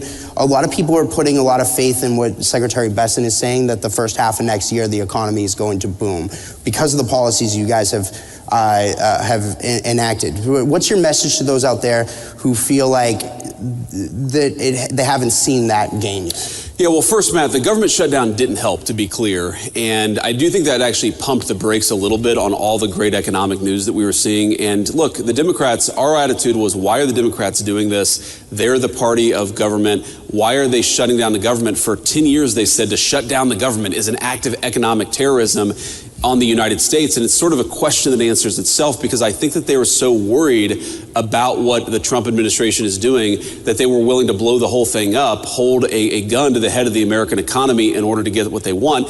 And that's going to cause a little bit of damage, but I think it'll be ultimately very, very minor, because we were able to get the shutdown wrapped up. And I guess my message to the American people who are still feeling like things are unaffordable, who are still feeling like things are rough out there is look, we get it, and we hear you, and we know that there's a lot of work to do. There's a lot of wood to chop, because the Biden administration put us in such a very, very tough spot. And the way that I think about this is it's always helpful to take this from the abstractions to the actual real things that people are worried about. So take, for example, a dozen eggs. I'll never forget this. It was one of the very first, maybe the single first press conference that the president had done since he had started his second term. And some reporter, probably from ABC, yells at him and says, "What have you done about the price of eggs? The price of eggs are up 300% over the past 3 years." And it's like, it was January the 23rd. It's like, what do you mean, what have we done in 2 days? It's going to take a little bit of time to fix that problem. And so if you're an American who's just struggling to get by, you work hard, you pay your taxes, you want your kids to have good opportunities, and the price of eggs goes from $2 a dozen to $8 a dozen under the Biden administration, and then under the Trump administration, it goes from $8 a dozen to maybe $6.50 a dozen. Well, to you, that is still a major problem. And even though we've made incredible progress, we understand that there's a lot more work to do. And the thing that I'd ask for the American people is a little bit of patience. This economy was not harmed in 10 months. It took a deliberate 4-year administration that was making life harder for everyday Americans, that was importing foreign workers instead of giving jobs to American workers, that was over-regulating, overtaxing, overspending. They were doing everything wrong. And as much progress as we've made, it's going to take a little bit of time for every American to feel that economic boom, which we really do believe is coming. We believe that we're on the front end of it, but we also recognize that we've got a lot of work to do to undo the damage that Joe Biden did to the American economy. And the last one I'll say, Matt, is let's be honest, it's not just Joe Biden. As much as I think Joe Biden was one of the most disastrous presidents of American history, we had a policy in this country for 40 years of shipping American jobs overseas and hiring foreign workers instead of American workers. That has caused the economic stagnation of the American middle class. There was one bright spot in 40 years, and that was the first Trump administration, and there is going to be a massive exception to that 40-year trajectory of American decline, and that's the second Trump administration. We just got to keep it going. Right. So now we're a year removed from you and President Trump winning a massive electoral victory in November 2024, and we're just a couple of months since our friend Charlie Kirk was brutally murdered by a radical leftist. But at the same time, we are seeing some, whether it's inside Congress, outside Congress, some divisions in the MAGA movement, and I get it that there's this issue, that issue, whatever. What would be your message to how to reunify this movement for the fights ahead, whether it's the midterm elections, 2028 and beyond? Yeah, I mean, I think that we have to remember that we have a lot more in common than we do not in common. And that the disagreements that animate the Republican Party, while they matter and they're important, I think these debates should happen. They should happen in podcasts and they should happen in the media. They should happen on the op-ed pages. It's totally reasonable for the people who make up this coalition to argue about what our foreign policy should be, what our specific tax policy should be, what our housing policy should be. I mean, I had a meeting just yesterday that was focused in the West Wing about how do we get housing more affordable for young Americans because of all the things that got completely out of control under the Biden administration. You had homes that doubled or tripled in price depending on the geography in 4 years under the Biden administration. We've got to solve that problem for our young people so they can afford to buy homes, start families, and actually build their own American dream. So I think my attitude is let these debates play out. But don't let the debates that we're having internally blind us to the fact that we are up against a radical leftist movement that murdered my friend a couple of months ago and that would throw many people in the Trump administration in prison, not for doing anything illegal, but for not following the far left's agenda. That is the real opponent here. A political movement in this country that has no animating principle, that has no agenda for the American people. Their sole obsession is to take down Donald Trump and anybody who helped Donald Trump govern. Focus on the enemy, have our debates, but focus on the enemy so that we can win victories that matter for the American people. That's my message. Right. So now, one of the things that powered your guys' victory, I think, a year ago was a political realignment in this country where we're seeing working class people shift to the Republican side, and the Democrats, frankly, are becoming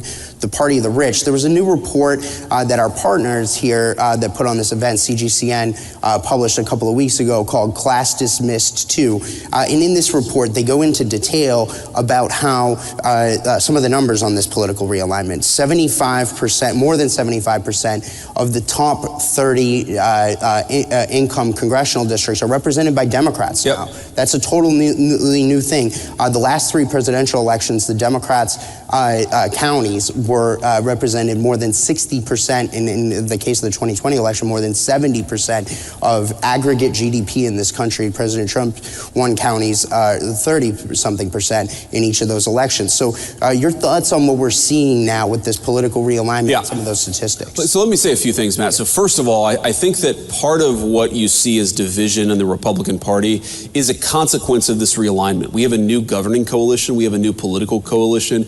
We have people who didn't used to vote Republican, and frankly, they have different preferences sometimes on certain issues than maybe the Ronald Reagan or George W. Bush Republican Party did. I think the Donald Trump Party is a fundamentally new phenomenon in American politics. I think that it can govern the country successfully for the next generation, but some of those divisions you talk about are just the natural outgrowth of the fact that we've got a lot of working class voters who frankly don't care what was Republican orthodoxy 25 years ago, and so they're pushing the party in a different direction. And again, I think that debate is natural and normal, and it's something that we should frankly lean into, recognizing that the far left is really the problem that we have to confront in this country. The second thing that I'll say about it, Matt, is I think it's a great thing. You know, and I'm biased. Obviously, I grew up in a working class family. I was raised by the kind of people who were blue dog Democrats, socially conservative Democrats in the 80s and 90s, and have turned hard towards Donald Trump's Republican Party. These are the people who built America's greatest icons, who built America's greatest buildings, who drive our food into the grocery store every day. They are the human beings who actually make this country run.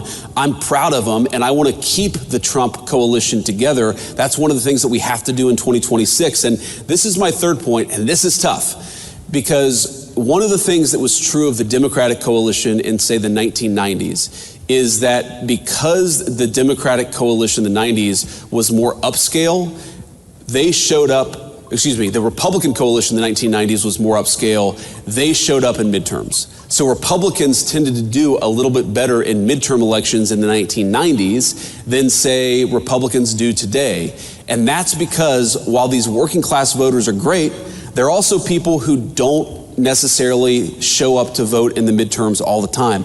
We've got to motivate them. We've got to get them out to vote. I think it's one of the lessons that we learned in Virginia and New Jersey is that when Donald Trump is not on the ballot, you've got to give people something to actually believe in, something to be inspired by to get out there and vote. They're not going to vote just because you have an R next to your name. You've got to speak to this new working class coalition.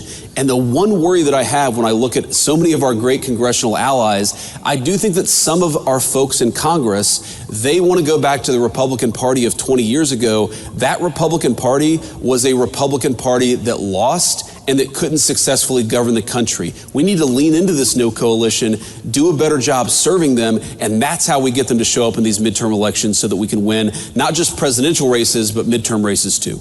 Right, okay, so you mentioned George W. Bush at the beginning of that answer. Now, there's a lot of news going on out there. Today is a somber day for the Bush family and for your predecessor, former Vice President Dick Cheney, who passed away. Today's his funeral. So I wanted to see if you have any thoughts on or message to the Cheney family. I know there was some misreporting out there about whether or not you were invited to that or whatever, but outside of that, there's also another big report that came out a couple of days ago about how George W. Bush and the people around him are plotting for retaking the Republican Party from President Trump and you down the road, and going back to the old way of doing things. I guess they don't like to win, but the point is that that's out there. So any response to that as well? Well, first of all, my condolences go to Dick Cheney and his family. Obviously, there are some political disagreements there, but he was a guy who served his country. We certainly wish his family all the best in this moment of grieving. On the issue of George W. Bush, I mean, look, as you know, Matt, I don't put stock in any story that doesn't come from Matthew J. Boyle at Breitbart News, so this could be totally fake news. But I definitely think, and you already see this, you saw this in 2020, you're going to see it in 2025 and 2026, there is an effort to try to wrest control of the Republican Party away from the voters and away from the coalition that really delivered the big victory in 2024.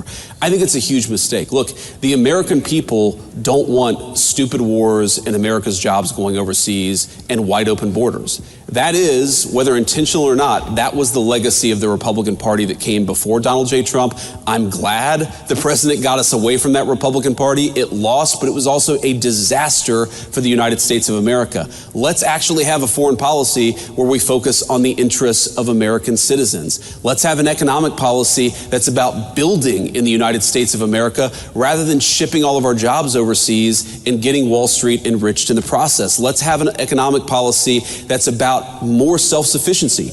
I mean, I have 3 kids. I have an 8-year-old, a 5-year-old, and a 3-year-old. I don't want to wake up in a country where I take my kid to the doctor and they can't get antibiotics, because the antibiotics that were invented in the United States of America are manufactured in some foreign country. That is the legacy of the Republican Party that came before Donald J. Trump. We're not going back to it. Okay, so now you mentioned the foreign policy and the deals that we're seeing around the world. One of the things that's been the hallmark here of President Trump's second term, again, we're 10 months to the day since the inauguration, has been these deals. We were going to try to do this event last month, but I know you got called over to Israel on the Gaza deal. Sure.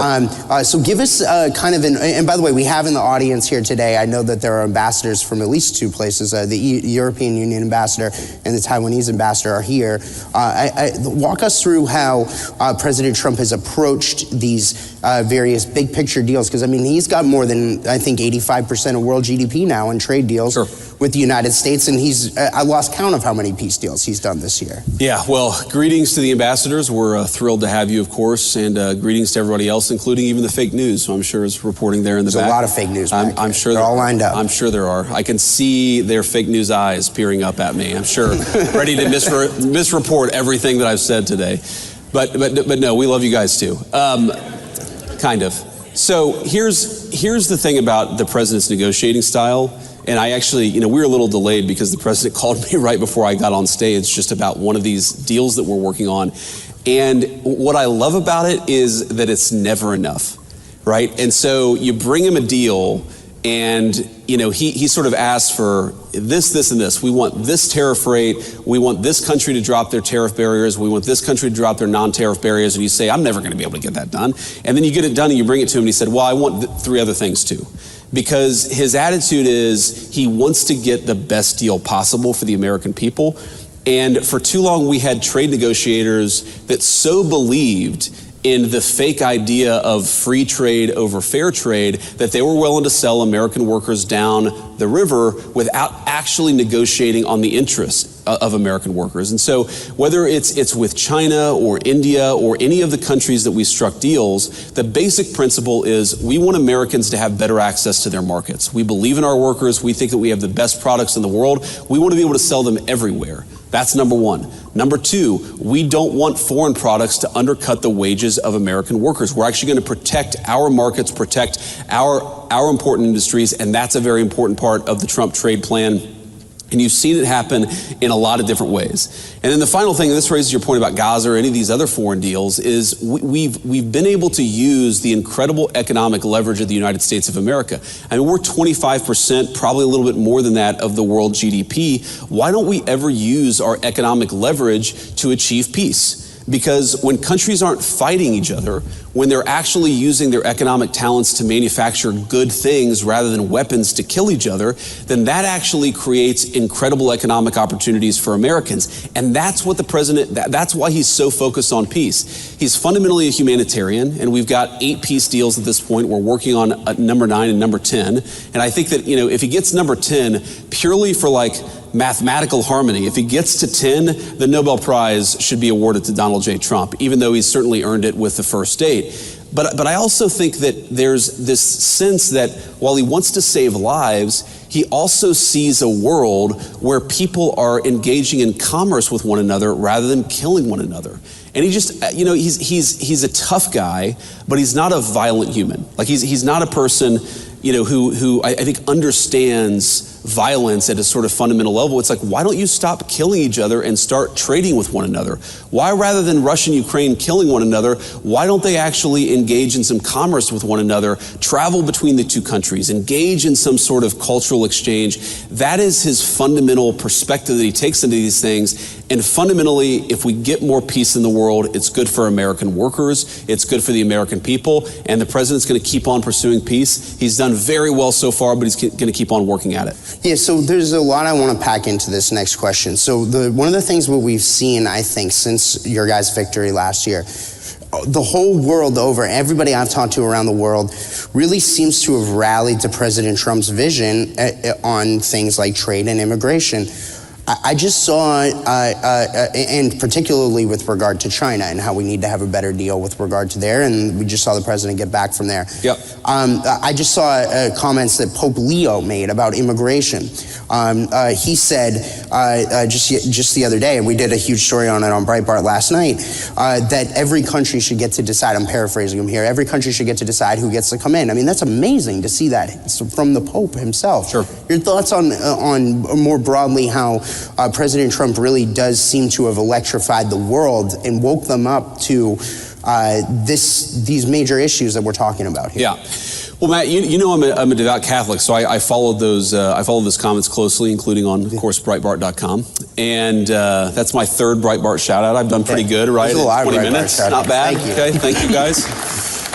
But it's interesting because you may not know it, judging purely from the comments of some people on social media, but the Catholic Church's views on this are actually quite clear. And it's that, yes, you must treat immigrants humanely, On the other hand, every nation has the right to control its borders. And obviously how you strike that balance is very important, but there's a lot of room there to actually control your own borders for the sake of your own people.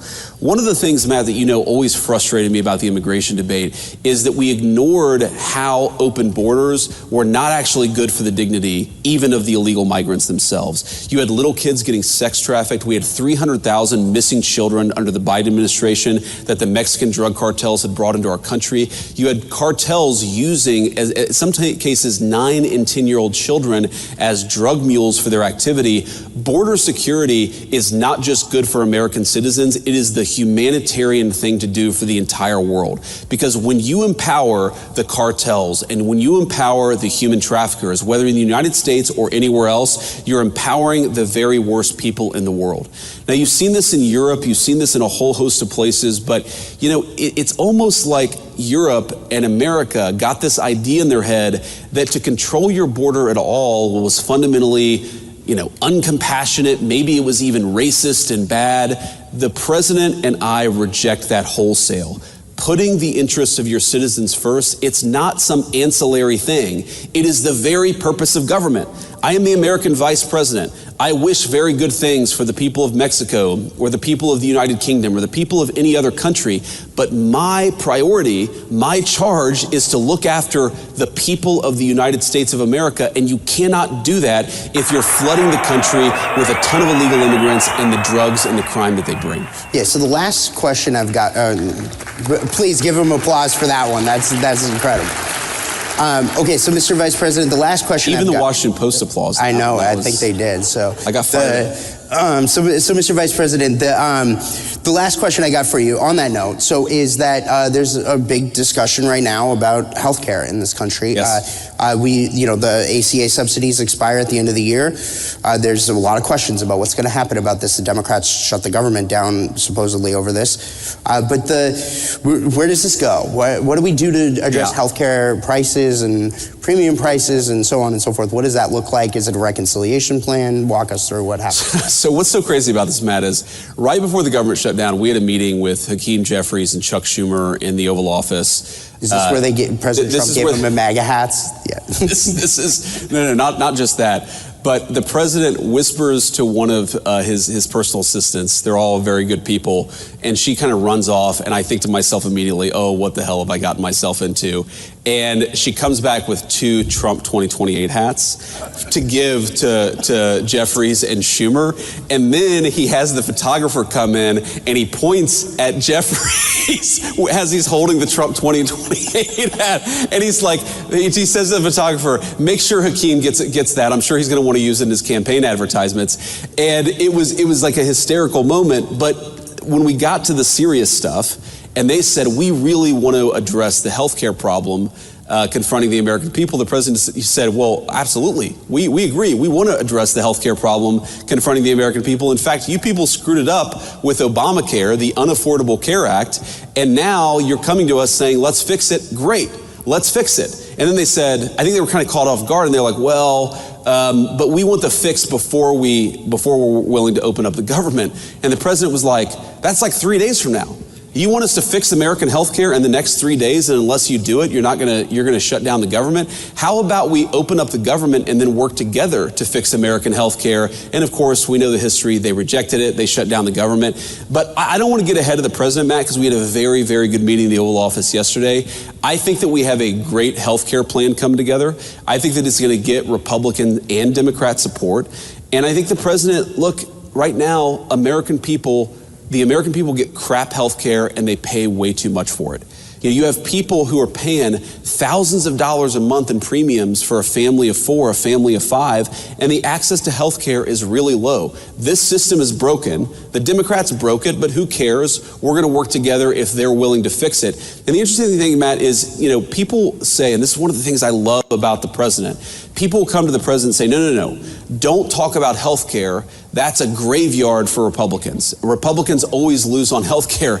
And the president's like, I don't care about the politics of it. This system is screwed up for the American people. We need to fix it. So let's go and do it. Politics be damned. I love that. That's leadership. And that's exactly what we should want coming from the White House. Mr. Vice President, really want to thank you for taking the time here. Thank you. It's genius. It's pure genius. America is the country that started the AI race. And as President of the United States, I'm here today to declare that America is going to win it. We're going to work hard. We're going to win it. Why do so many financial experts call silver the most undervalued asset today? Because silver is essential to the future, from solar tech and electric vehicles to the explosive growth of artificial intelligence. Demand is rising fast, and yet silver is still trading at a bargain. With billions pouring into AI, silver prices have only one place to go, and that's up. In fact, silver may be the most overlooked asset class in financial planning. The opportunity for silver is well documented. The market for silver could double or even triple by 2026. You see, I believe in hard assets like this bar of silver. You can hold it in your hand, you can put it in your IRA, you can put it in your home safe, and relative to gold, it's very affordable. That's why I urge you to call my friends at Lear Capital and get their free report, The AI Revolution, and see why silver prices could be set to soar. Call 800-601-5430 or go to learberry.com. But don't wait. We all know. We've seen it. The government can print lots and lots of dollars, but they can't print silver. All right, so you just heard J.D. Vance in his interview with Breitbart. I don't know why the audience was so timid. They were having to be prompted to clap, which is very weird. Yes, I am aware. SB has made me aware of the weird stuff going on with your handles in the chat. Nothing to do with us. I don't know what Google/YouTube is doing, what they're tinkering with. They're always tinkering with something. And so there's obviously something they're doing in the back end with the development. Don't know. They don't know. As long as it's working, I'm sure it'll go back to normal next time. But who knows what exactly it is they're doing. All right, so now, as I told you, Reagan Reese couldn't make it, but Mark Mitchell is slated to come on at 3 o'clock. So I mentioned earlier the economy. The economy. It's about the economy, stupid. Let's talk some money. So the non-farm payrolls number coming in at 119,000. 119,000. Wow. The estimate was 50,000. Private sector jobs coming in at 97,000. The estimate was 50. Factory jobs, we saw a loss of 6,000. Government jobs, a gain of 22,000. Average work week, all private workers, 34.2 hours. We are just seconds away from that delayed jobs number. We're watching the futures this morning. They're up sharply ahead of that because of what we heard from NVIDIA last night. Dow futures up by about 250 points. S&P futures up by over 80. The NASDAQ now indicated up by about 425 points. Take a look at what's been happening in the Treasury market. We have seen higher yields. The 10-year sitting right at 415. The 2-year at 361 ahead of all of this. Rick Santelli is standing by at the CME in Chicago. And Rick, these numbers are much delayed, but still, it's data, and we will take what we can get, right?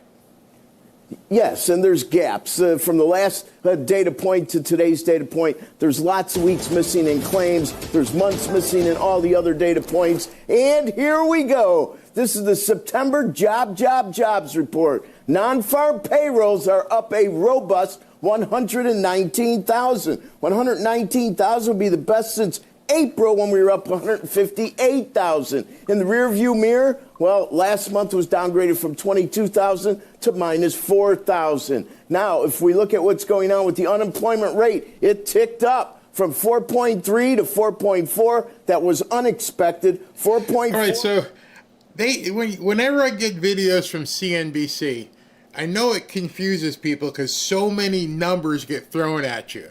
And if you're not used to looking at all these stats and understanding what they're meaning, well, basically what they're saying is the economy's doing very good. And now I'm going to go down to a macro and micro type thing where people are going to go, it's not good for me. This is the big umbrella. This is the big umbrella picture in terms of what's going on with the economy.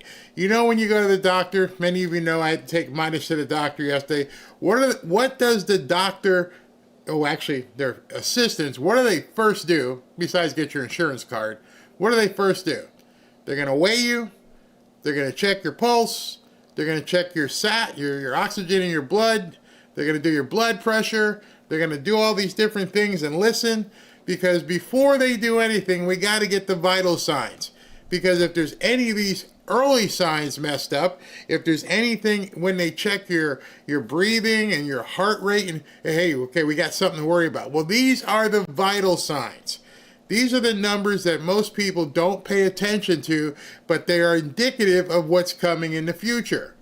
So think of these numbers as he's reading them off, and these are the numbers that are going to tell you what kind of health you are in right now. What kind of health is the government in? What kind of health is the country's economy in? You're not going to hear this on most of the news stations because they're not going to decipher it for you, because it's not sizzling. It's not really, information. It's not bleeding. And so you have to dig for this information, and you have to, like they just did, you have to wait till it comes out, be able to decipher it so you know the truth of what's happening. If you're waiting to be spoon-fed economic data, you're going to get stepped on, and people are going to try and do things the way they want to do to try and convince you otherwise. This is raw data, and it's indicative of where the economy is headed and where it is right now. Last time we were at that level, boy, I have to go back a ways. October of 2021, when it was 4.5%. Now, if we look at labor force participation rate, it ticked up. That's a good thing. 62.4 equals where we were in May. You have to go to April of this year when it was 62.6 to find a higher number. In terms of the earnings, average hourly earnings, month over month, up 0.2. That's a bit on the weak side. We're expecting up 0.3. Up 0.2 equals where we were in June. To find a lower number, you are going in the Wayback Machine to August of 23 when it was up 0.1. Take a year-over-year perspective. This gets better. From 3.7, our last look and expectation, to 3.8. 3.8 will be the best since July when it was 3.9, because these have been trending lower. The high water mark, though, for the year is 3.9, and we've had 4 months of that. The first 3 of the year were 3.9%. If we look at the hours worked, and this is always important, it remains at 34.2. To find a lower number, you're going to January when it was 34.1. And finally, we get U6, the underemployment rate. It was 8. All right, so this is something you all can sink your teeth into, and I believe it's quite indicative of the newcomers being deported. So listen, if any of the other stuff that you've just heard doesn't really sink in, I want you to listen to like the next 30 seconds really, really closely, and I'll help you get through this. This is important. Our last look, it comes in at 8%. 8% would equal where we were in February. To find a higher number, you're going all the way back to October of 2021. Now, we have initial jobless claims. This is for the week of November 15th. As I said, there's weeks missing. We're expecting 227,000. Comes in at 220,000. These numbers do not reflect nervousness in the labor market. They've been very well behaved. All right, so I don't know who it is that's in charge of making the projections, but they make projections and say, we're expecting this many people to be unemployed. Well, when the numbers came in, it was less than what they expected, meaning the job market is better than what people thought, better than what people have been reporting on those news channels. The job market is strong. Now here's what's really interesting. Listen to this. 20,000 would be the lowest level of claims since mid-July. And finally, on continuing claims, it ramped up just a bit. 1,974,000, and that would be the highest level since November of 2021. You might say, well, if the economy added so many jobs, why did the unemployment rate go up? It's because more people came off the sidelines and were actively looking for work in the month of September. When you're looking for work, you're actually counted among the unemployed. All right, so that's very important. Hey, why are there more people unemployed if the economy's doing better? The economy's doing better because more people are hiring, especially here in the holiday season, and more people who realize at this point, I feel kind of shaky about these SNAP benefits. I feel kind of shaky that we're not going to get all this free stuff. I better get my butt back to work. The screwed upness of these data sets are the fact that you now decide to look for work makes the unemployment numbers go up. But they don't count you when you're not looking for work. Make that make sense.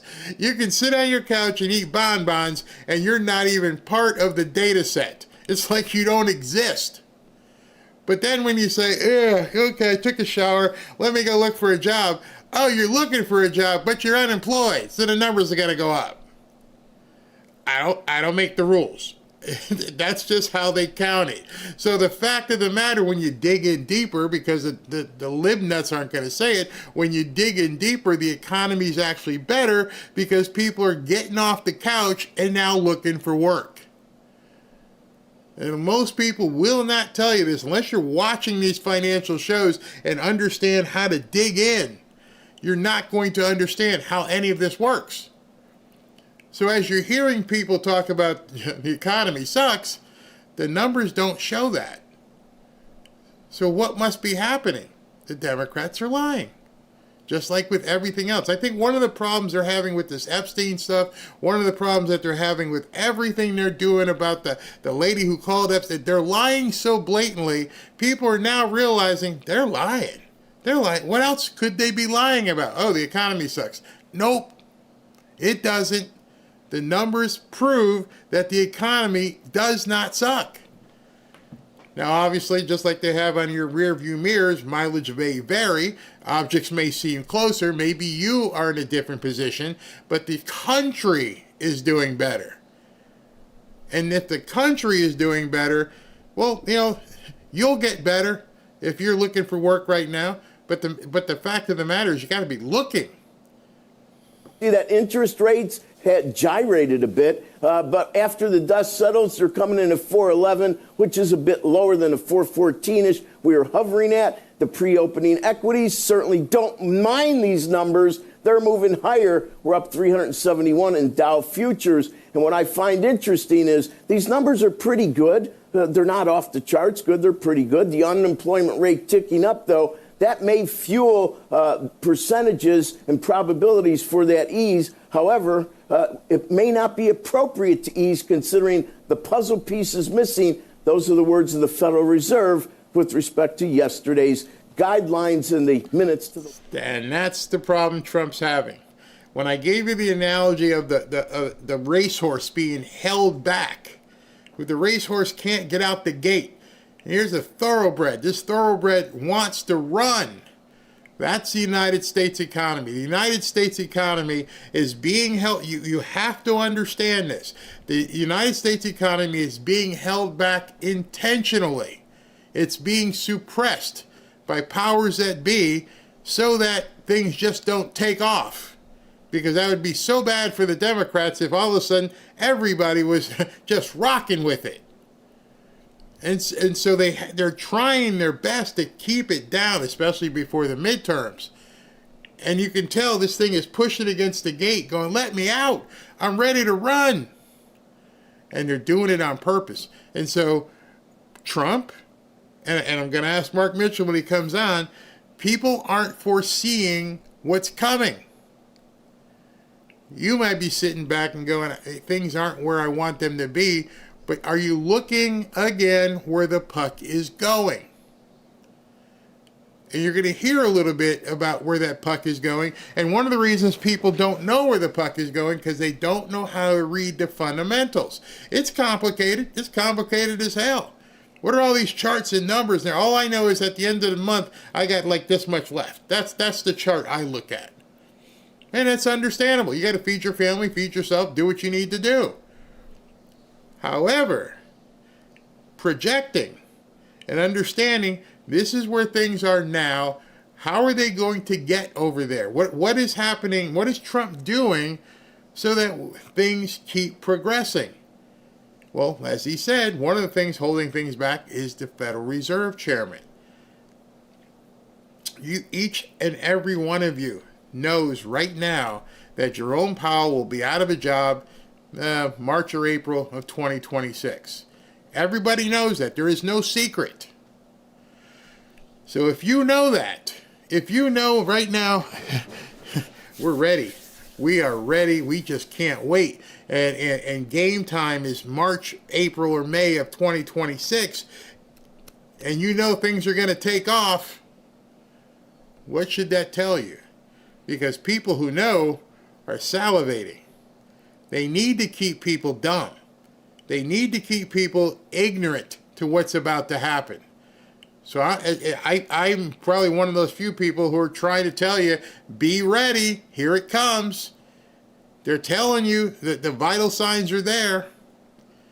It's not, they're not reading high blood pressure, they're reading something that's, hey, this looks strong, this looks virile. And too many people are telling people the other way. And you're listening to them. Not you personally, but people are listening to them. The Democrats are going to be running at it soon after the first of the year. Why do you think they're trying to stop Trump so bad? Why do they need to impeach him? Why are they making these stupid videos?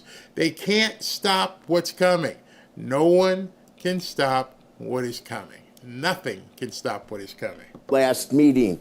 Back to the gang, and I don't know, it certainly seems as though the market is really holding up well in equities between NVIDIA and what's going on in this report. Haven't even seen the effect of the big beautiful bill, which is actually going to take effect next year with the no tax on tips and no tax on Social Security and this optimism around where the money is allocated from the big beautiful bill. And let me tell you, they're fighting so hard.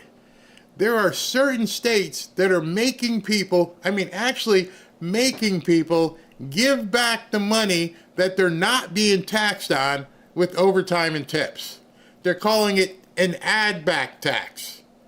So if you say, hey, listen, I made this much money on tips and I don't have to declare it to the government, the states are saying, give it to us. I'm not kidding. You may want to check your state taxes to see how bad it is that some of these states are doing everything they can to hurt their own population. You can Google add back taxes for Colorado, add back taxes for California. And it's like, hey, we don't have to pay taxes on tips. Yeah, but we want it. There's some serious insidious stuff going on. Well, then I got to believe 2026 is looking real good. Yeah, me too. And you're right about that, about the tax cut. Most people have not seen the tax cut in their paycheck yet because the withholding will come in January. And right. I want to make sure you hear that, Steve Moore, and you haven't seen it yet. They passed the bill. Oh, nothing's happening.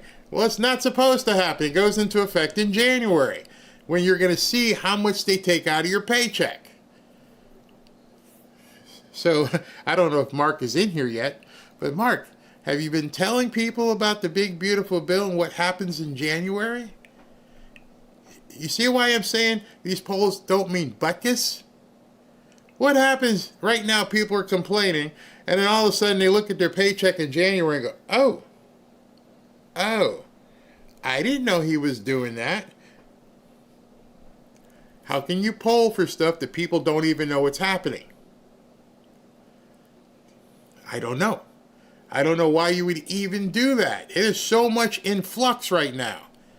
So, yeah, your withholding is going to change. Is that the average family is going to see about a $2,000 increase in their paychecks over the year because of the...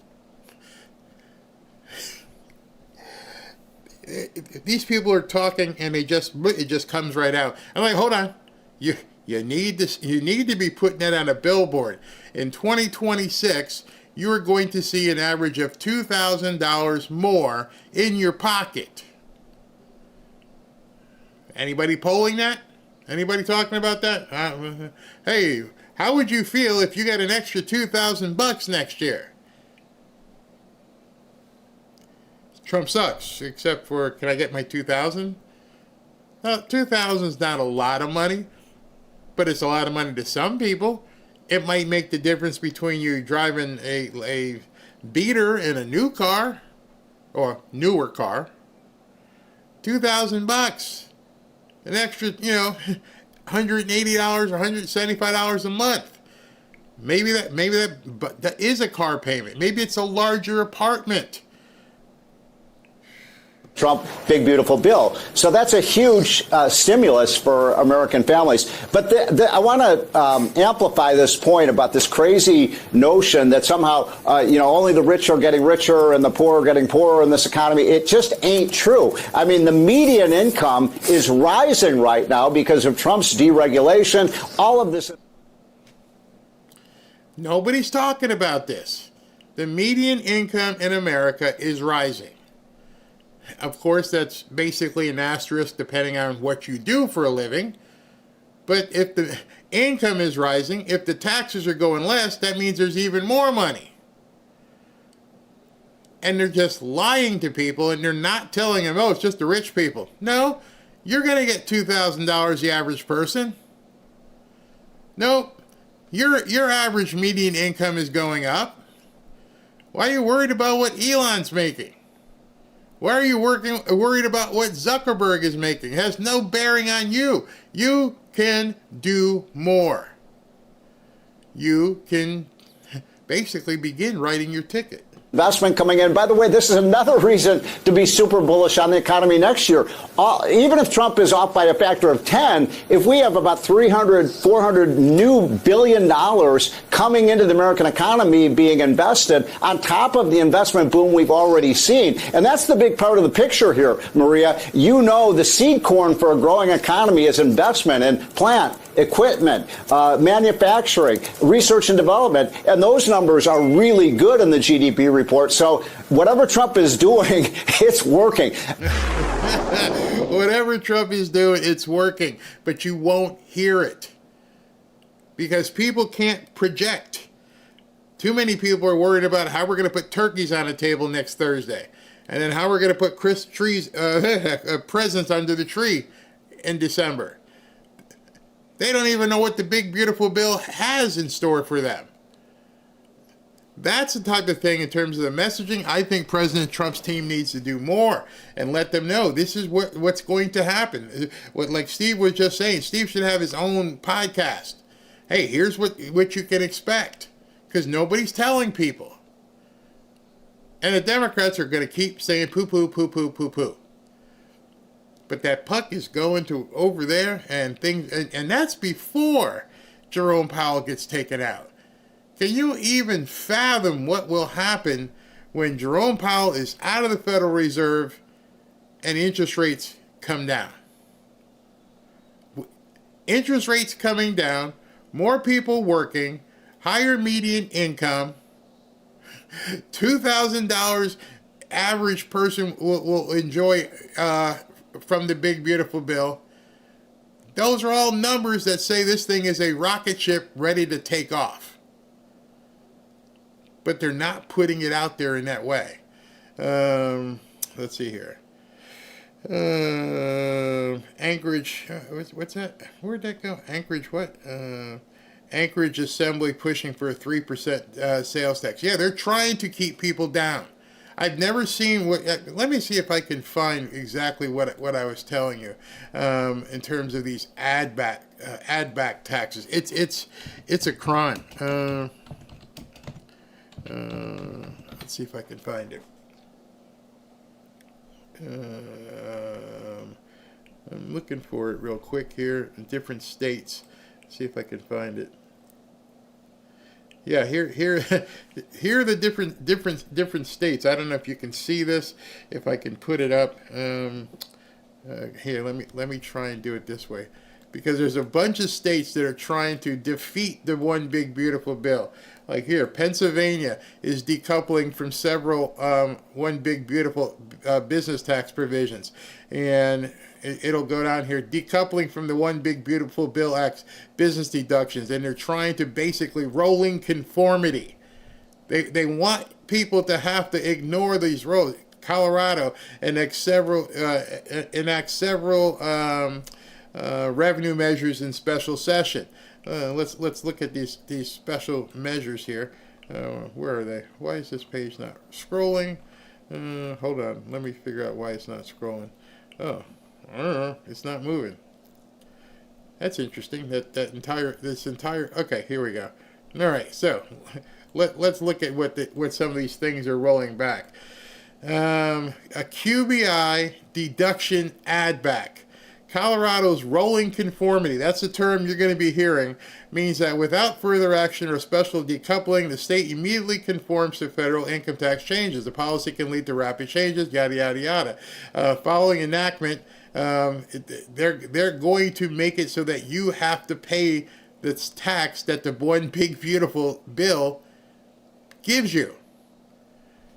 So President Trump is putting in the One Big Beautiful Bill Act federally and locally and statewide. There are a number of states, Colorado, Pennsylvania, that are saying, okay, since you don't have to pay it to the government, you're going to have to pay it to us.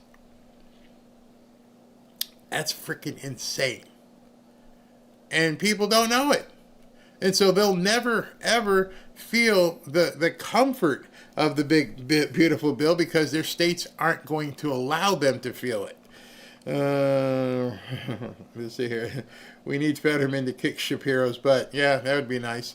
Democrats will keep finding ways to take what benefits President Trump gives us, but will continue to give free things to the newcomers. Exactly. Yeah, that's true. Washington and Oregon both announced record-breaking taxes. Chicago, people are saying that property taxes are going up by 150%. The reason why those taxes are going up is because they know people are going to be more prosperous because of what they're doing at the federal level. And so you don't need a whole bunch of education to look and see they are screwing their own people on purpose. You're getting a tax break from Trump, but we can't let you realize it's a tax break, so we're going to tax you on top of it to make sure that you don't get the additional income. Wow. I hate living in a blue state. Yeah, I understand. What's it say? How can, somebody asked, how can they do this? How can they do it? Here it is. How can they take this from the people? Because it's going to pass through their government, which is all lefties and loons, and until somebody appeals it and gets it out of like a local district court, which is going to probably uphold it because they want you subjugated. They want you to feel it. They want you to feel the pain, and so they're going to go out of their way basically to punish you. Yeah, know who you're voting for in the midterms, because they're not even telling a lot of people. It's kind of sneaking in that they're not going to do it. They want raises and they need to pay for all their pet projects. Robert Farmer says a dirty trick. I don't even know how it's legal. Let's see here. What else we got? Just withhold any funding for those states that don't want to follow federal law. Yeah, that might be coming as well. All right, so Mark is supposed to be on at 3:05. Let me see, if he's in here. Where is this? He's not here yet. All right, so he's not in here. Hopefully he comes on. It'd be interesting. Barry, where does Connecticut stand on taxes? All of them. They're all the same. Connecticut, New Jersey, New York, Mondami wants to raise taxes to 11%. Corporate taxes and other things. They want to take your money. They can't do anything. It's funny. I got something to show you about Mondami. I was going to hold it for tomorrow, but Mark might be late, so we can talk about Mondami real quick for the next. Well, he's coming up in 5 minutes, so I don't want to do that. I'll hold it. But yeah, Connecticut, blue. They're going to do it. What else here? States are now doing reassessments on property taxes because they're getting nervous.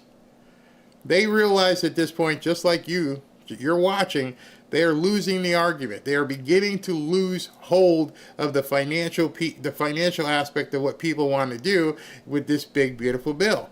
You have the ability to have so much more freedom and so much more income, and they don't want you to have that.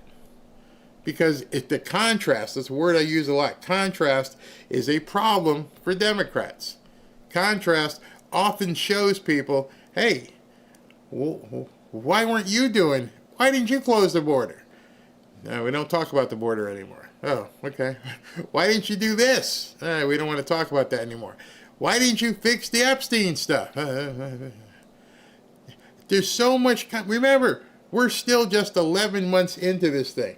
All right, so I see Mark is here, so let me go ahead and get ready. Give me a second so I can reassess everything, and I'll talk to you in 90 seconds.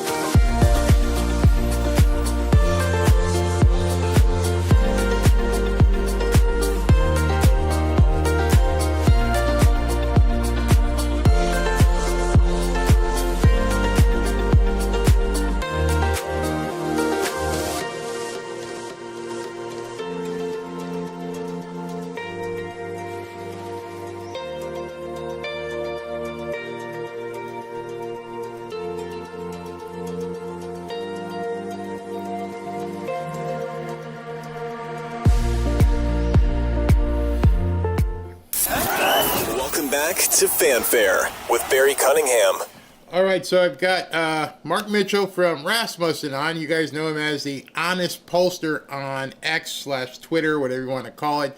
Gonna have a conversation here. As you know, Mark's been really hard on Trump and the Republicans lately. But let's dig in and figure out what the heck's going on. Mark, you there? Hello? Yeah, great to be back. What's going on, brother? How you doing? Doing all right. All right, so you've been really rough on Trump lately, and not just him, but all of the Republicans, which at this point I have a problem with the Republicans, what they did with trying to hide Corey Mills and keeping him just so they don't lose him. They gave up on Stacey Plaskett, which is a huge sellout. I mean, if Corey Mills did something bad, he should go down. Period. That's how I feel. And just as I feel with Stacey Plaskett. So you're not going to get any argument with me. I just think that was one big sellout. But your data that you've been coming up with shows that, I don't know if you've changed your mind, that the 2026 midterms look like a wash. Why are you saying that? A washout. Well, I mean, it's data. You know, listen, I'm not on anybody's team but the voters' team, and if I see bad data and I think it's worse for the country if the advice is ignored, I'm going to scream really loud about it. It's not like I've been trashing Trump. I had very specific and actionable feedback, and the big feedback I gave the first time everybody got mad at me, even Cat Turd blocked me, everybody called me a panican, was back in the middle of July when I think we can all acknowledge I was right when I said, wait a minute, nobody believes the Epstein case is closed, and you can't just wave a magic wand and sprinkle some fairy dust and make this whole thing go away. So what they did was they handed Democrats a win, something to run with, and they robbed America of an opportunity to gain some justice. And that's all Americans wanted. They wanted to see powerful predators go to jail, and the polling showed that. And I think that hurt Trump. I think he probably permanently lost about 5% of independents. Maybe some of them came back, but Rich Barris is out in the field polling Virginia, and he's still getting feedback from a lot of the young voters that like, oh man, the Epstein thing really lost me. And so these things do matter. Now, recently, the two issues I see, you can separate these into two different buckets. One is that Trump's approval is not that bad right now. It's -4. But it got down to like -9 a week ago because he came out and was very much counter-signaling his base. Now, the Republican approval of Trump didn't really drop. It was mostly independents and Democrats. But these things still matter because when it comes time for voter enthusiasm and turnout, people will abandon him. Hold on, let me interject there. Yeah. When it comes time for voter turnout, people are going to abandon him. So you're talking a year from now. Well, yeah. I mean, I think we also saw it 2 weeks ago on election day for sure, especially among independents. Virginia was a state with a crappy Republican candidate. New Jersey, it wasn't a good candidate. Definitely a blue state. I mean, so I think people were hoping things would get better in those states, but I don't think anybody thought it was going to be an easy cakewalk in New Jersey and Virginia. So I go back to the question. Yeah, hold on. Let me go back to the question. How does stuff matter today with a quickly ongoing changing atmosphere? How is it relevant to November of 2026? Because you said he's lost 5% permanently. How can that even be projected? Well, it can't, right? So when I ask people questions and then I weight them to a party, I'm going to weight it to the same number of Republicans and Democrats that I did yesterday, right? And when it comes time for an election, the number of Republicans and Democrats that might turn out could change. Pollsters have to project that. And if you look at what happened, for instance, in New Jersey, my polling showed that Chitterelli was going to lose by 6 in the beginning of October. I think it would have been worse if I polled at the end of October. But a lot of pollsters, like Emerson, for instance, had Chitterelli only losing by 1.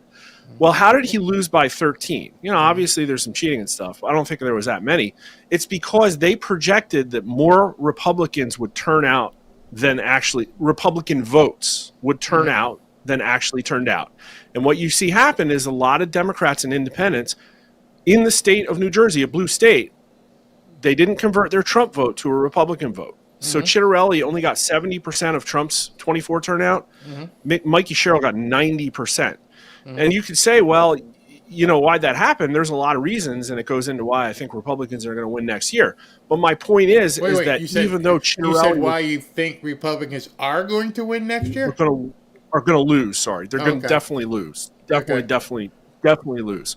I'm trying to give them advice, and I think it's potentially being heeded, but there are deeper-seated problems with the Republican Party. Okay? How do you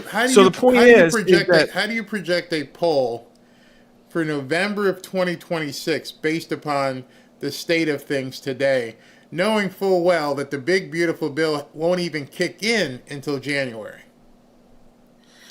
I think our economic problems are much deeper than just grocery prices. I didn't say grocery prices. I know. I'm saying. Yeah. I'm bringing that up because that's one of the things that Trump is talking about. It's one of the things they're measuring. And this has been part of what I've been saying, is that we have deep-seated economic problems, basically with a corporatist oligarchy, and that Donald Trump is putting things out that are like, oh, well, we're in a golden age. Well, it's like, no, a lot of these problems might take years to fix. And we're going to see some improvement, but that doesn't necessarily mean that Donald Trump is going to get credit for them because they happen fast enough. We asked about gas prices, for instance, and gas prices are objectively lower than they were a year ago, and yet people are split on whether they're higher or lower than they were a year ago. So that's one of the problems, is that when you run – the real issue is that younger generations can't buy a house, people can't form families, a lot of the jobs have been shipped overseas. I got to stop you. You're a pollster. I'm a real estate guy. That entire narrative, the entire thing Benny's been pushing over and over is complete bullcrap. I can get. Are you saying that the National Association of Realtors is putting out false numbers about median homebuyer age? No. I didn't say anything about median homebuyer age. That's not what you said. You said that young people can't buy a house. The reason why the National Association of Realtors is putting that out because that's actual data of who's buying. I'm saying that the entire narrative that young people can't buy a house is complete bullcrap. I can prove it to you. Why do you say that? Because if you've got a job and you've been working for at least 12 or 14 months, if you've got decent credit and you can come up with 3.5% of a down payment, you can buy a house. Your credit only has to be 580, 590, which is basically fogging a mirror. So you tell me. I think you got to read a little bit deeper. Huh? A human can go through the process of applying for a mortgage and putting an offer in a house. I agree with you on that statement. But my point is that if you look at the data of the increasing first-time median home buyer age, which now hit a 40 for the very first time. You're going to a different data set. This is who is buying the house. Wait a minute. Mark, you're saying that the first-time home buyer data says that the average age is 40 or 45. That's not what I'm contending. What I'm contending was a statement that Benny keeps saying and other people keep saying, that boomers have ruined things and that young people can't buy a house. And I'm telling you specifically... I didn't get to the boomers have ruined things yet. I didn't get to that yet. You're still I think we have to look at that with nuance. You're saying that young people can't buy a house. And I'm telling you, that's an abject lie and narrative that people are saying. I can get anybody in a house if they have at least 580 in credit score, have been working for 12 months, and have like 3.5% to put down. Can you disagree with that? What I can disagree with is that I've polled voters under 40. That's not what I'm saying about polling. Are you going to let me respond? No, there's I've nothing. polled voters under 40. The question is that I want you to respond to is if somebody has a 580 or 590 credit score, has been working for 12 to 14 months consecutively, and can put 3.5% down on a house, can they buy a home at any age? I have no idea because the polling says that that's what I'm saying. I do have that idea. Gary, I'm not mad at you. Let me respond. But you didn't answer my question. You just did. Like, I don't know. I do data. You do data. No, Let I me don't have do a chance to tell you what my data is. It's not data, Mark. I actually do it. It is data. I'm a pollster. No, I said I don't. I'm not doing data. I actually do it. I actually buy houses. You see, a lot of the people here's what it comes down to. Okay. Barry, young people are unhappy. Okay. They give Trump the lowest job approval rating. Okay. They gave him the highest job approval rating back in the spring, so they've turned on him. Voters under 40 have turned on Trump, okay? Mm-hmm. Now they like Mamdani, 62% favorability rating, okay? These are the things I'm looking at. So why is that? Well, I asked them a lot of questions, and the things they tell me are, one, they like democratic socialism, even the ones who voted for Trump. The 56% of Trump voters under 40 want excess wealth confiscation so that they can have a home buying program. That's not and true. That almost again, see, I said that. If you're asking, it is true. If you're asking a question that the premise of the question is wrong, here's a question I'd love for you to take a poll. If I could get you into a home, if there are programs out there right now that would show you that you could get into a home, would you take it? Because what you're describing very, very succinctly is a messaging problem. Because people think they're shut out. People think they can't buy homes. Barry, yeah. Messaging is reality. And when I asked voters under 40, and 3/4 of them say that home prices are a crisis, and the number of people who say no is in the teens, and they say they would support a Democrat socialist, and people in the Democrat Party are declaring a national home price emergency, and the Republican Party is offering 50-year mortgages. Those are two different things. Who's declaring a national emergency in housing? The Democrats are going to run on this. Alyssa Slotkin was out there today. So I have this. Hold on a second. Let me show people this. Declare a housing emergency. It has become increasingly difficult to buy your first home. And what is more fundamental to the American dream than buying a home, than having property? So for me, you declare a housing emergency, you surge in, you flood the market with building materials because it's very expensive to build a home right now. All right, so I want to stop her there. I'm going to go through point by point here. She's like, flood the market with building materials because it's very expensive to buy a house. Do you know what the price is per square foot to buy a house, to build a house? I'm sure it depends on the locality. I'm sure it depends on a lot of things. Well, I don't see how it's relevant. It's extremely relevant because she's lying. It doesn't matter if she's lying if people believe her and they vote for her, though. That's the difference. That's you know what I mean? That's what I'm saying. Is that you can tell people that there are programs that they can use, and yet they're not using them, and they're angry.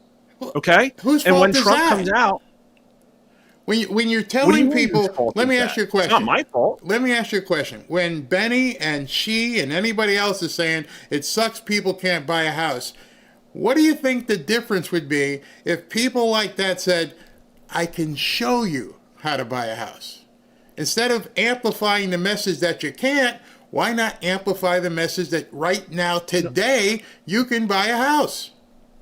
I don't think that I mean, listen, Trump came out and said, here's a new program that'll help you buy a house. And how is it received by people who are in his base online? I My hated opinion. it. Do you know why I hated it? Why? Because there's already an existing program.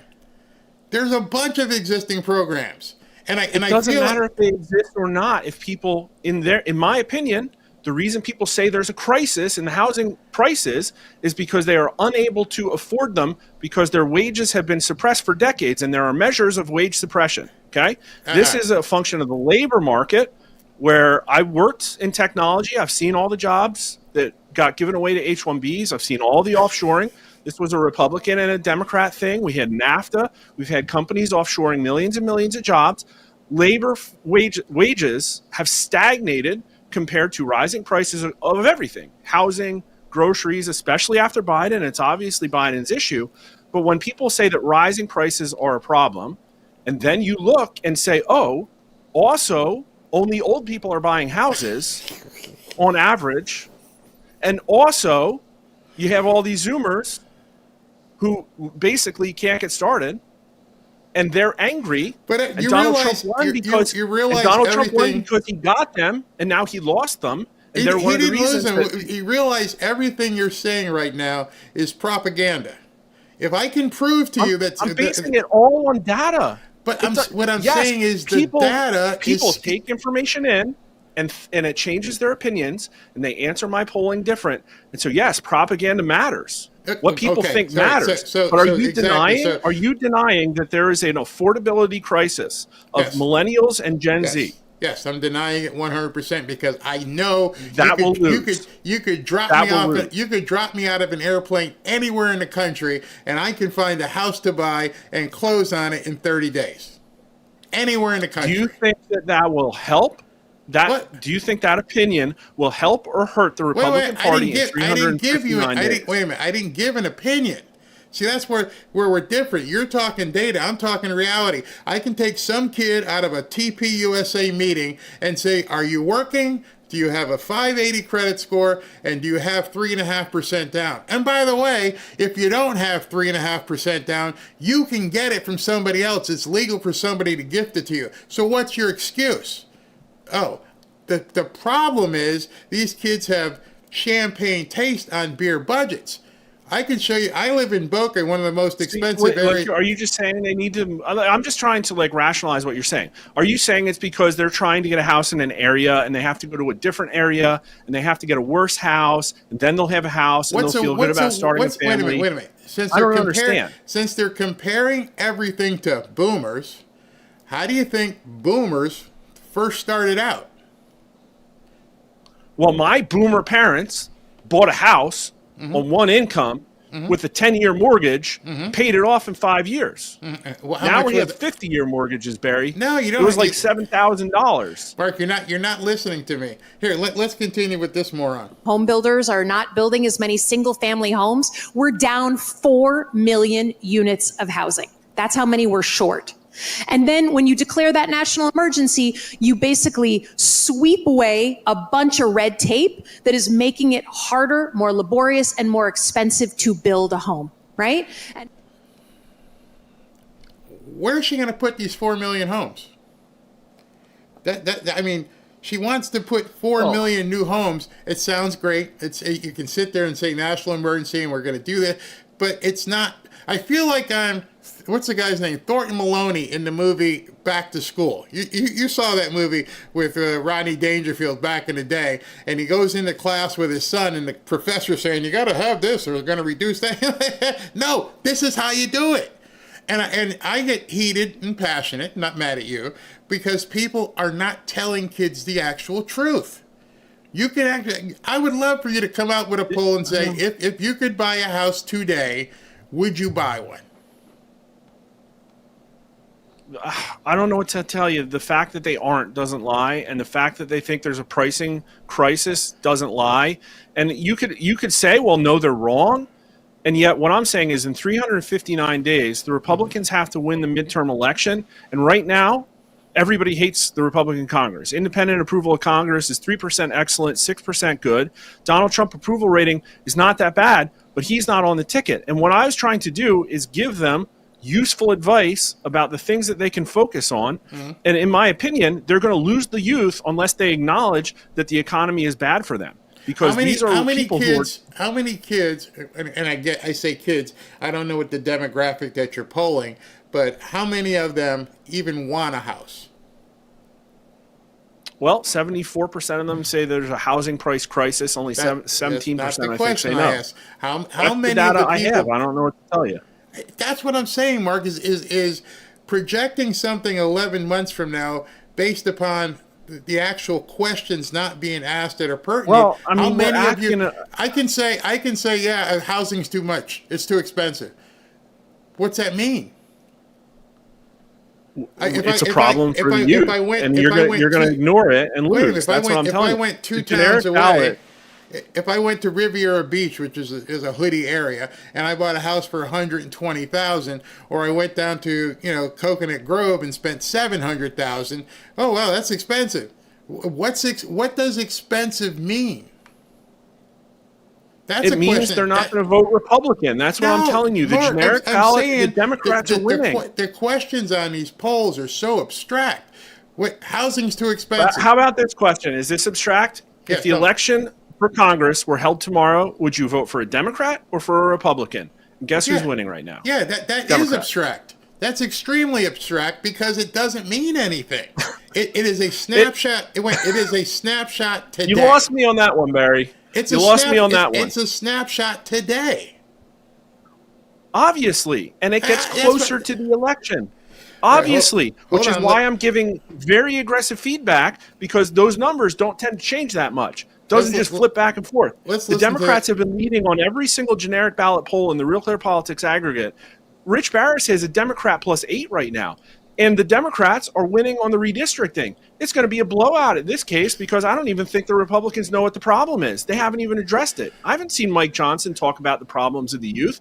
Then I go to Washington, D.C., I talk to the RNC, I talk to conservative groups down there. They have no idea what's going on with these people. And unfortunately, the Democrats are embracing their youth movement. They're leaning into democratic socialism. Democratic socialism absolutely 100% has an answer for these people. There's going to be a big $10 trillion bill. It's going to destroy the Treasury. They have an answer, and that's what's going to happen. They're going to do Democrat socialist stuff. Let me give you a poll question. It's November of 2025. Mondami gets in office in January of 2026. New York falls apart by June of 2026. Will that have any ramifications on people who like socialism? I think it's a flawed premise. Who knows what he does in New York? If you see New York as it is now, and in 6 months they're trying to do Sharia law and teach people to speak Arabic, and people are leaving in droves, and people still can't get any economic up the ladder, you don't think that's going to impact people to realize, oh, this socialism stuff, A, he lied, and B, it doesn't work? You don't think that'll impact? I mean, maybe. It sounds like a plan D, though. Like, who knows what this guy's going to do? He's going to have companies fighting him. He's got a city council. There's constraints. And if he was smart, what he would do if he wanted Democrat socialism is to come in and be totally normal. So, no, I don't think it's a premise that is likely to occur, that he comes in and burns down the biggest city on earth practically you don't think that's in likely? like 6 months. You don't think that's No, I don't likely? think it's likely that he's going to destroy Manhattan. How about some data down here? How about the fact that the realtors in this area can't keep up with the number of people who are looking to bail on New York? So, I don't know what to tell you. Like, people, there's been migration since COVID. I'm telling you that when I'm asking you questions, and I'm like, what happens if he fails in with his socialism, whatever he wants to do? And you said you don't think that's going to happen. Days. And I'm like, okay, so conversely, if you think he's going to be okay, what happens when Trump, the economy gets better and things start moving forward, in the first half of 2026 with Jerome Powell. You're not gone. making sense. Here's what I said. I'm not The making Trump sense. administration got a lot of youth votes, okay? The youth liked Trump. They gave him a 60% job approval rating, which is unprecedented, back in March. Now the 18 to 29-year-olds only gave Donald Trump like 35, 36 approval. So they've gone, okay? And what I'm saying is that you lost these people because you don't understand them. And I went to the White House and I gave them advice and I laid out, here are the things that they're concerned about. And it's not the things you're talking about. And here's the things that you can do as Republicans to try to get them interested. It involves acknowledging their concerns and not telling them to work harder, Barry. And then you're saying, wait. Don't tell them to work harder? Yeah, that's not going to work on these people. I'm sorry. They're going to rebel against that language. I'm telling you that this is happening. We can see it happening with the Israel polling. You're telling me the people are going out to these TP Turning Point events and they're talking to these college kids. Those college kids are not going to endeavor to aspire to work harder and achieve. I'm telling you that this is nails on a chalkboard to a young voter.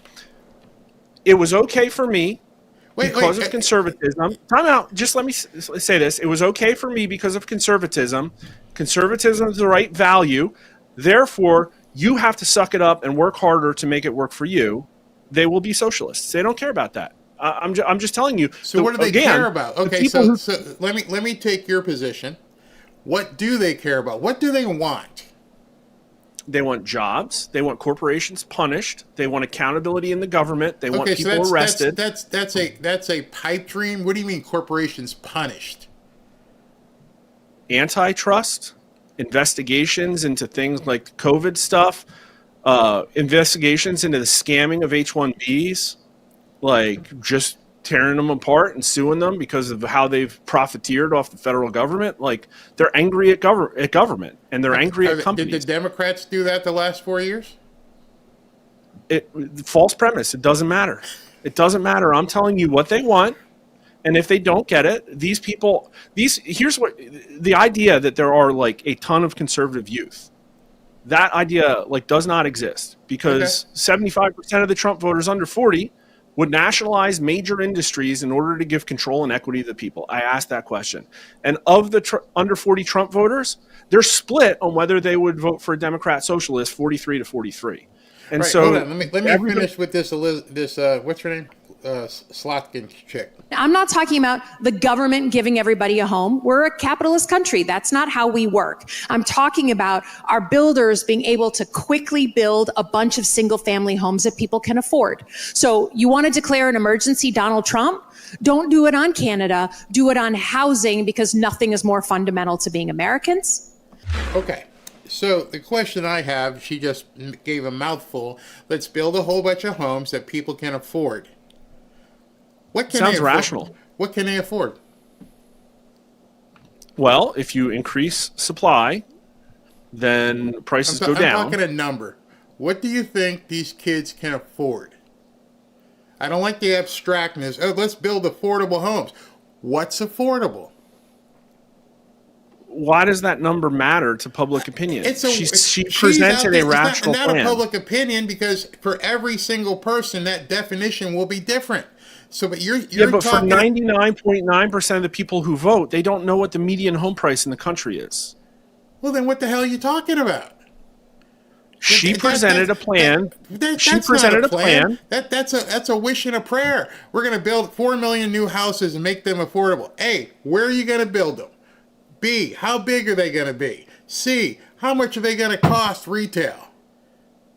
D. All I'm saying is that what we've heard so far is 50-year mortgages or the government will help build 4 million more houses. And I'm saying when voters look at that, because they care a lot, especially the young ones, about being able to buy a house, many of them think they'll never be able to get one. Why do they think they will never be able to get one? Because wages have stagnated, their jobs have been given away. I don't know what to tell you. What's you can the look income at income level? inequality. What's the income level? If I were to do a crosstabs, what's the income level of the people you're getting this data from? I mean, we got a spread, but the younger people are lower income. I don't know what to tell you. There's higher income people here, just but tell me the generally, answer. younger people. What's the data? I don't know. I don't have it in front of me. You don't have it. What's the This age was- group? What's the geographics? Who are these people that are saying? The under 40 voters, I'm looking at them. They're roughly 1/3 under 30K, 1/3 30 to 50K, 1/3, yeah, it's about 50 to 100K, and then 1/3 above 100K. So pretty spread out. Okay, so why do they think they can't buy a house? Because homes are like $1.1 million where I live. That's wrong. That's a lie. You know that's a lie. What has the median home price increased significantly? You know that is not true. Homes are like $1 million. There is nobody who's getting a starter home unless they're a trust fund baby who's paying $1 million for a house. What you're getting at is that these people want the big condo. They want the house on the beach, and that shit ain't happening. You're going to get a 2-bedroom, 2-bath house that's probably got 900 square feet, and it's going to cost you $130,000, and you can afford it. And the problem I'm having with all this real estate talk is betting and everybody else is blah, blah, blah. Get down to the actual terms of the transaction and let these kids know, yeah, you can afford a house, but you might have to move to Boise. You might have to be a 50-year debt slave. You might have to go to Schenectady. You're going to have to raise your family in a high-crime area. I'm just telling you. Why would you be a debt slave? Here's what I'm hearing from your plan, though, is that your plan is to tell the people under 40 who Trump needs their vote to expect less. No, I didn't. What do you mean expect less? You just said they have to get a smaller house and move to a worse area. No. It's not get when a small... I'm looking at median... Mark, if I'm you looking don't at the have a ratio house... to Wait. median home prices If to you don't median have a income. house... If you don't have a house, it's not a smaller house. You don't have one. You're a first-time home buyer. You are not going to live where I live. I don't care what you say. It ain't ever going to happen. I'm just telling you that this isn't. It's not going to work. And the people on average are working for 18 years before they buy a house. That's their and problem. It's not they're because not they being didn't talk to the right being realtor. educated. Okay. That's not going to work for them. I can see where you're going, and you understand, I think, where I'm coming from, and I'm not. Let me give you another example. Let me give you another example that has nothing to do with house prices. Okay. Let me give me 3 minutes to talk about the fourth turning. Okay.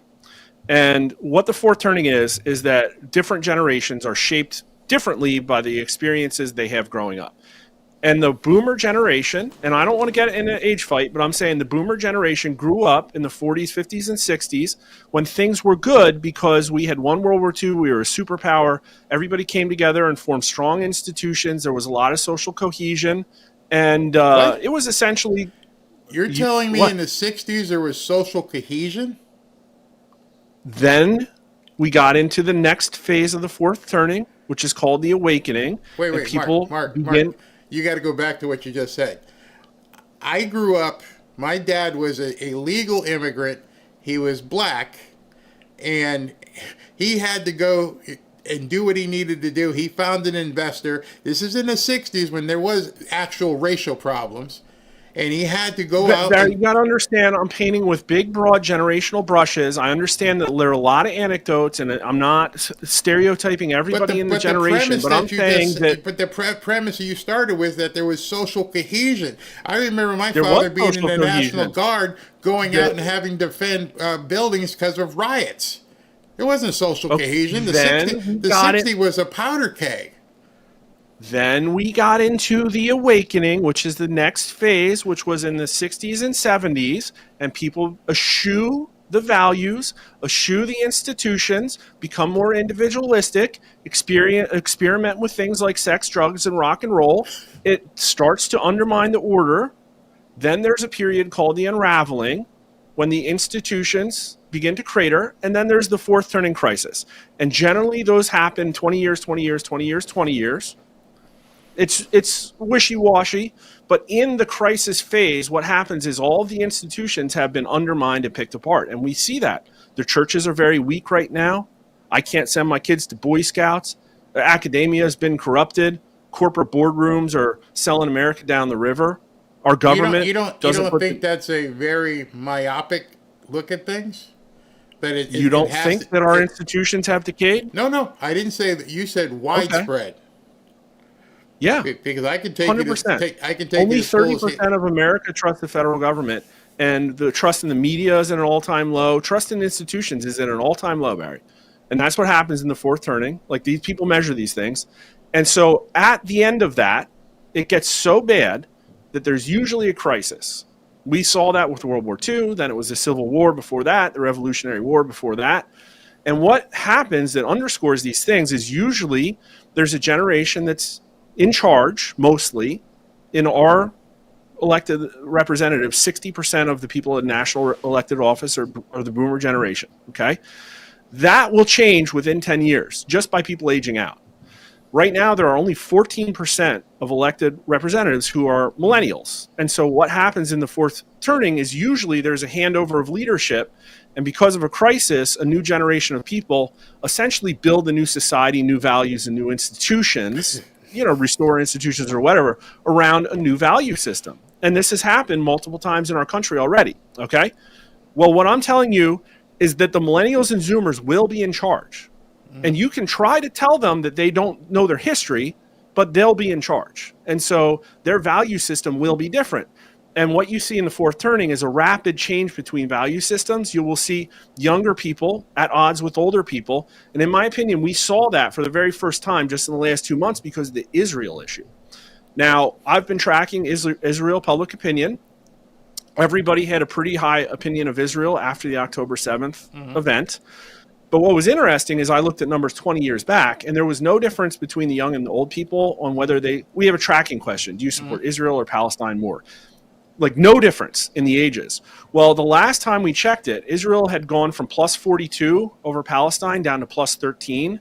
And there was a massive difference under 30-year-old voters. Only 21 supported Israel. Over 65 voters, it was 59%.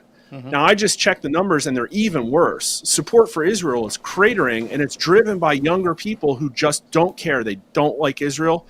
And in my opinion, we've seen that blow up on the internet now, and there's a huge fight about it. What I think that is a younger generation rebelling against a value that's important to an older generation. Because the polling shows what's the value that they're rebelling against? I think the support of Israel, because Israel was founded. What about the support of Israel? Well, I think specifically people just want to see their interests put first. I think this whole thing that we're seeing really with people under 50 is that they feel that they've gotten the raw end of the deal, and they just want somebody to put their interests first. And when you have a Mamdani... So what you're saying is, and correct me if I'm wrong, these people are whiny little bitches. Because what they're saying is, I want mine first, and they're not understanding. Because I'll go back, because the housing thing. Here's what I'm going to tell you, though, Barry. What? They will win. They are going to win. That's what I'm saying. Okay, so they're going to win this fight. Let me ask you a question based on your supposition and I guess your belief that they're going to win. If they were to do what you say they're going to do, they're going to wipe out the Republicans, and they're going to win next November. What do you foresee happening with the country? I don't know. If the Democrats get into office, Trump's legislative agenda is dead. They're probably going to impeach Trump. They're probably going to have an Epstein commission. They're probably going to cancel Twitter. It's going to be a mess. So stop there for a second, because I can concur with all that. And what I keep telling people is, if you feel that, I feel that, people in the chat all feel that, then Trump knows that as well, wouldn't you think?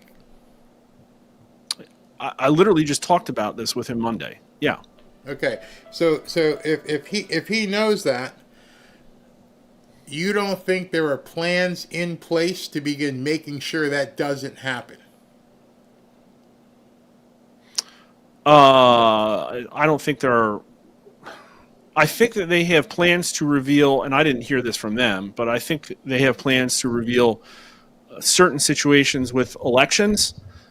But as far as I know, I don't think there's some grand orchestrated mastermind thing that is going to result. I'll agree with you, because there's no way you would know. So if he was going to declare the Insurrection Act, if he was going to make sure that voting ID was legal and had to be put in place, how does that affect your data for 2026 and 2028? Pretty unpredictable. Thank you. I have no idea. That's what I'm saying, is that today, based upon the data you have and what you know, you're exactly right. Oh, this looks bad. But there's no way for us to predict, if he pulls the trigger on this, and this, what's going to happen in 2026. And that's my problem with the whole doomsaying. But you're using that as like a predicate to ignore the needs of a generation that needs to be embraced by the Republican Party and is not. That's what I'm saying. Well, that's what I thought. That's why I thought Benny and those guys were flying around the country. I thought they were all going around the country and having all these college events to do just that, to embrace the young people. And if you're saying that's not enough, then we just need to amplify that more. Correct? No, I think that the Republican Party needs to be shown that it can work with Trump to address our major economic issues. And you're saying that we don't have any. No, what I'm saying is, with TPUSA, after Charlie getting assassinated, and they now have 16 or 20,000 different chapters opening up across the country, that's not going to help get the youth to understand what the messaging is and what they need to do. Is all for naught? I mean, is it done? Why are they even opening up these chapters if the youth are just never going to change their mind? They were supporting a Charlie Kirk economic plan that involved a lot of things that they wanted to do to refocus on young people getting jobs and being able to afford a house and start a family. Do you know what the unemployment? And you were saying that's the thing that Benny was passing around. That's Charlie Kirk thing. Do you know what the unemployment rate is today? Yeah, 8.7%. Are you talking just in the youth or overall? I'm talking my numbers because I measure them every month. I so survey 10,000 people. You don't believe the Board of Labor statistics? No, I don't believe. No, I don't. Not at all. Okay. Of course all not. Right. So, you got data. I got. And reality. the youth unemployment is like 16.5%. I think last time we tested it, under 30, and I think already we're seeing subprime delinquencies increase. Already, there's concerns about. There was a higher unemployment rate. I think people saw that there were more jobs, but there were also higher continuing jobless claims. I don't think the labor market's booming. And I think also that wages, again, have stagnated. And I think part of that is because we've had a flood of labor coming in, both legal and illegal, undercutting jobs in America for years. And that was intentional by corporations who are cozy with both the Democrat and Republican Party. And so I think there's a lot of opportunity for politicians to be less accommodating of these large corporations in a way that can prove to the younger generations that their concerns are being met. I think these people's concerns are being met. Remember, these are also the ones that want to see our government reformed and people arrested. Mm-hmm. That's what they want. And so when you say, well, we can't focus on their concerns, that's what they thought they were getting out of Trump. I never said not to focus on their concerns. What I said was they need to be educated that what they're being told and shown is not correct. And I haven't heard you, and I haven't heard Benny, and I haven't heard anybody who's going around the country saying stuff, not Rich Bears. Nobody is saying, hey, listen, that's not exactly true. Would you like to have information to the contrary? You can have debates with people. You can put information out. I think that's all of it. No. If somebody said to me, this wasn't. I'm not being accusatory here. I'm saying the stuff that Charlie Kirk was doing is valuable, 100%, and he was certainly reaching people. But I'm saying I measure all of these people, and a lot of people on the right would see that hey, Trump got elected, and everybody's turning Republican, and now everyone's conservative. And my polling showed that no, they supported Trump because they wanted somebody to come in and be a strong man and fix the system. Not because they're turning Republican or conservative. There are a lot of people. Turning Point USA is popular, but Turning Point USA is not winning, is my point. Well, it might win long term. If the system is that they expect that they're going to get $1 million houses and $100,000 a year salaries, it's never going to happen. Yeah, but that doesn't matter because there's an aspect of just anger, revenge, whatever, grievance, whatever it is, rebellion. They are just mad. I'm just saying. I think I was right when I first started talking. I'm like, they're just whiny little bitches. I want more money and I want a big ass house, and I have no idea how to get it. Yeah, but then they're going to pull the plug on your Social Security or something. I'm just telling you, the writing is on the.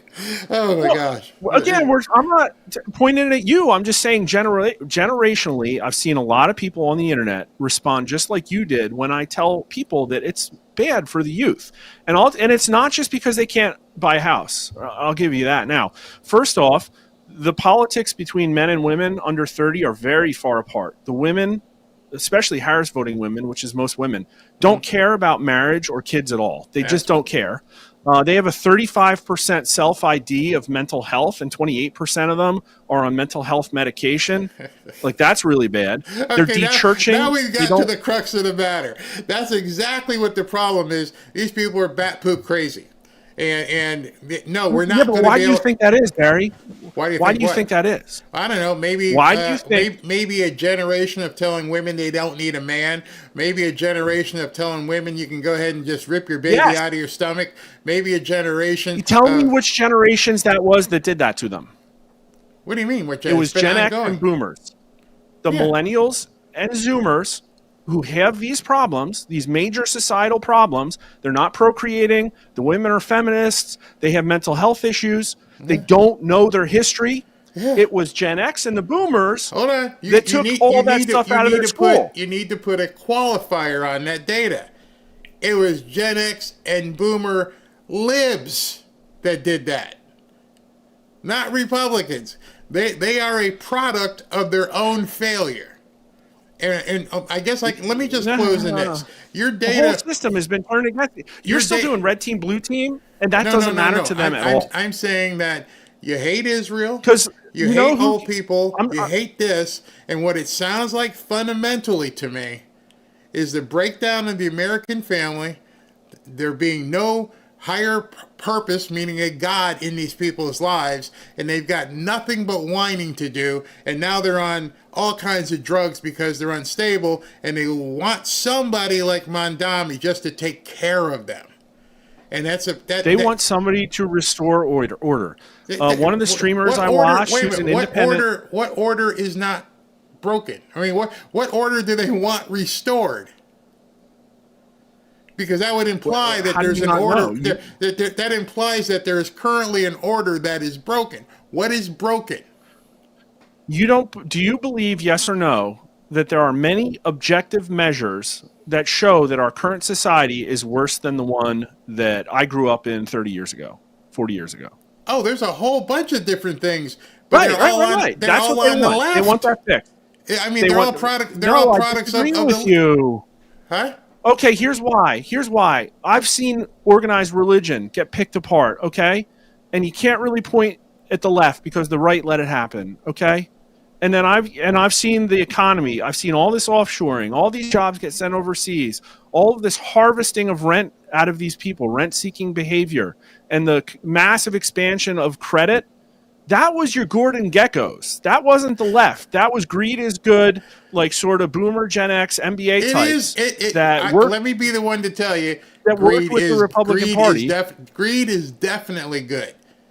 I aspire to be as personally greedy as I can, knowing full well what I need to do is to help others. There is nothing wrong with there's nothing wrong with an greed is good. Got us.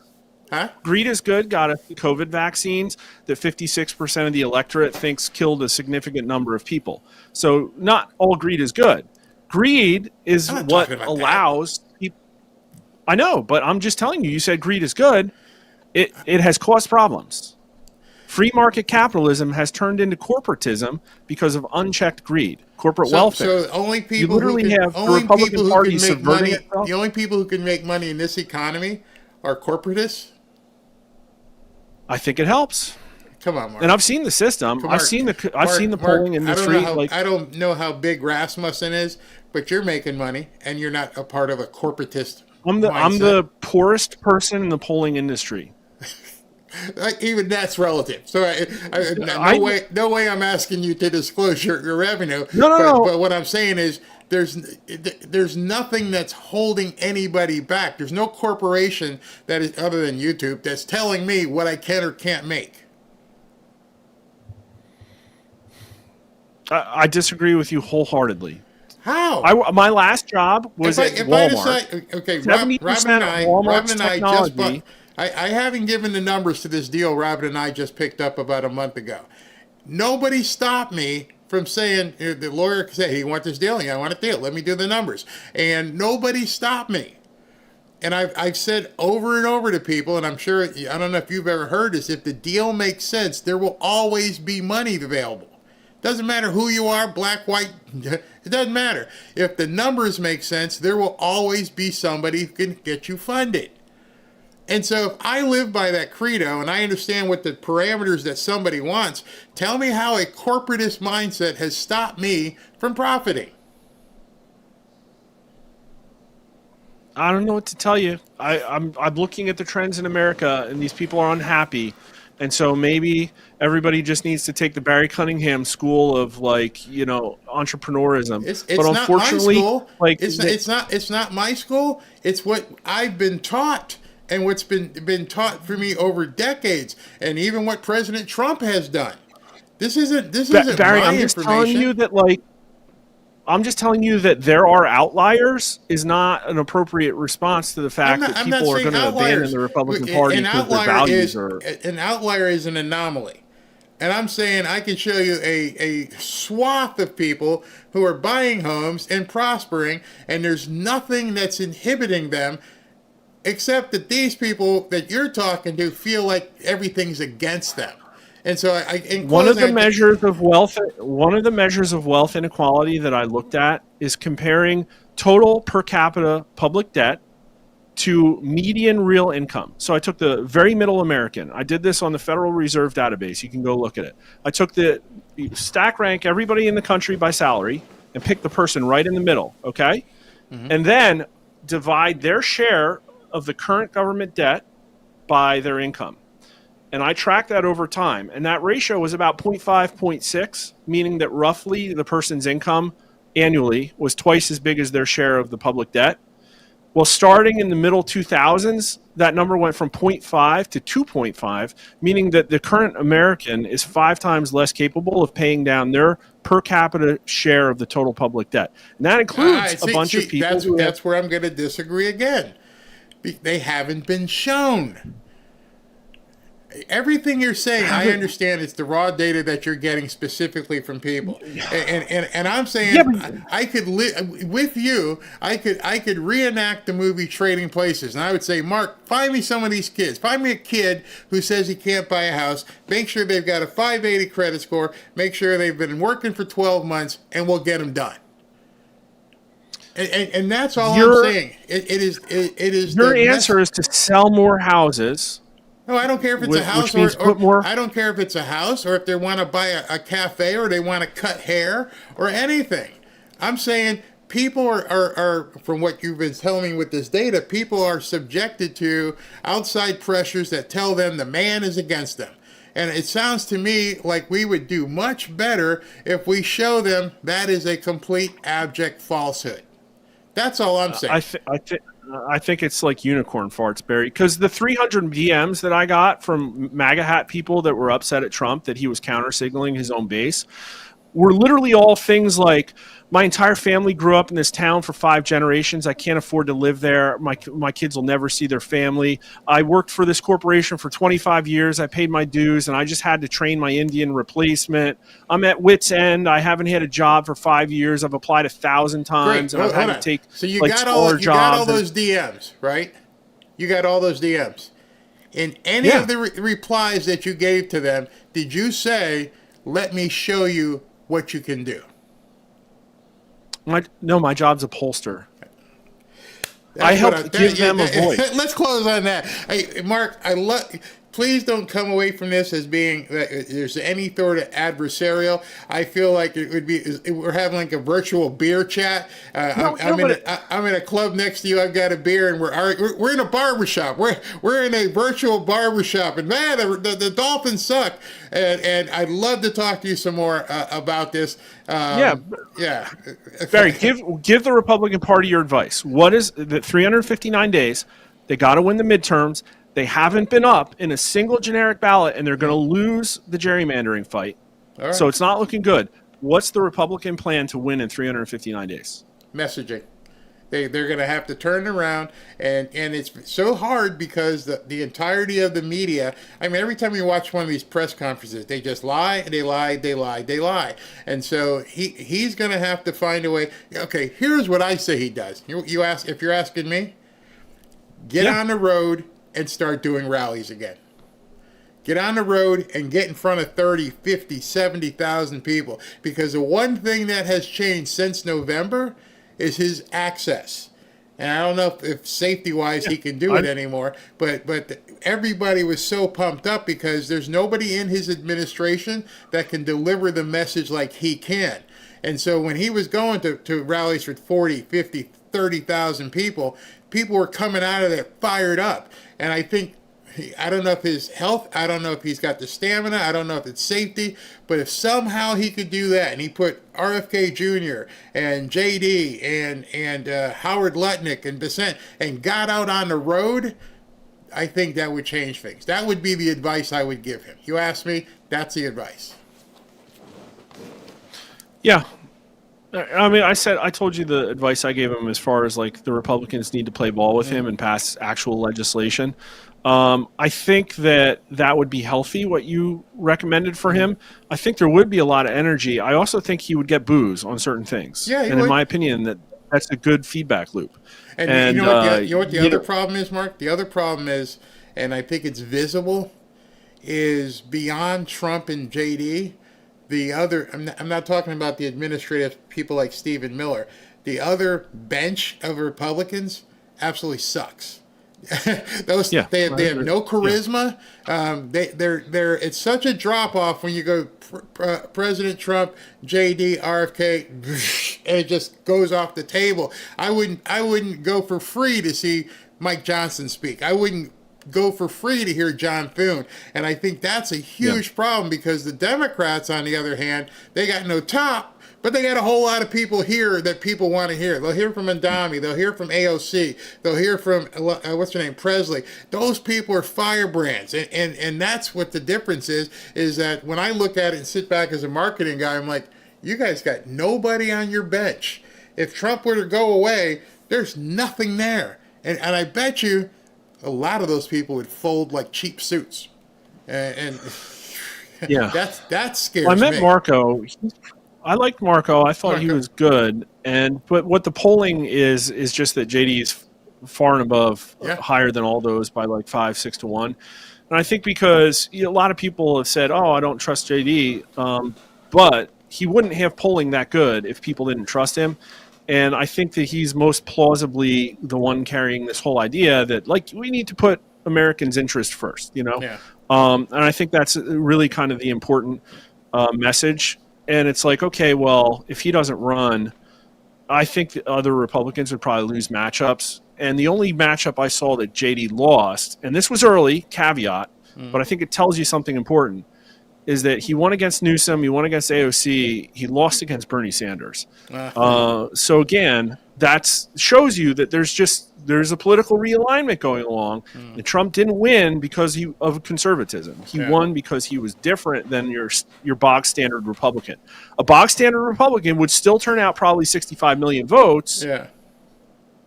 But that's it, and the Democrats are still going to get their 74 million or whatever, right? So different that's subject. You just brought up something different. Let's end that. What is this BS about Bush wants to take over the GOP again? Is that true? Are you hearing anything about that? Again, I'm not an insider, and all I do is I can see on the internet when things look weird. And what I saw was that, in my opinion, a lot of the fighting, which I highly cautioned against highly cautioned against, that there would be Streisand effect over Israel would be a big problem. And it was. They fought about it a lot. And the only reason I could say that they inflicted that much damage, and I measured the damage, it's 7 net points of Israel support they lost in 2 months because of this fit they threw on the internet. Must have had an intent behind it. And in my opinion, apparently the intent was a change of leadership at the Heritage Foundation and an attempt to sling some mud at J.D. Vance. And we can only conjecture why.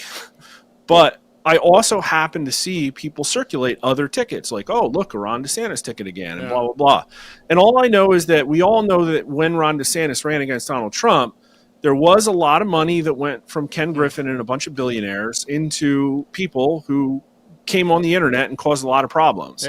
And so I think the same kind of thing happened again. Now, I don't know if DeSantis is tied into the Bush family. I don't know.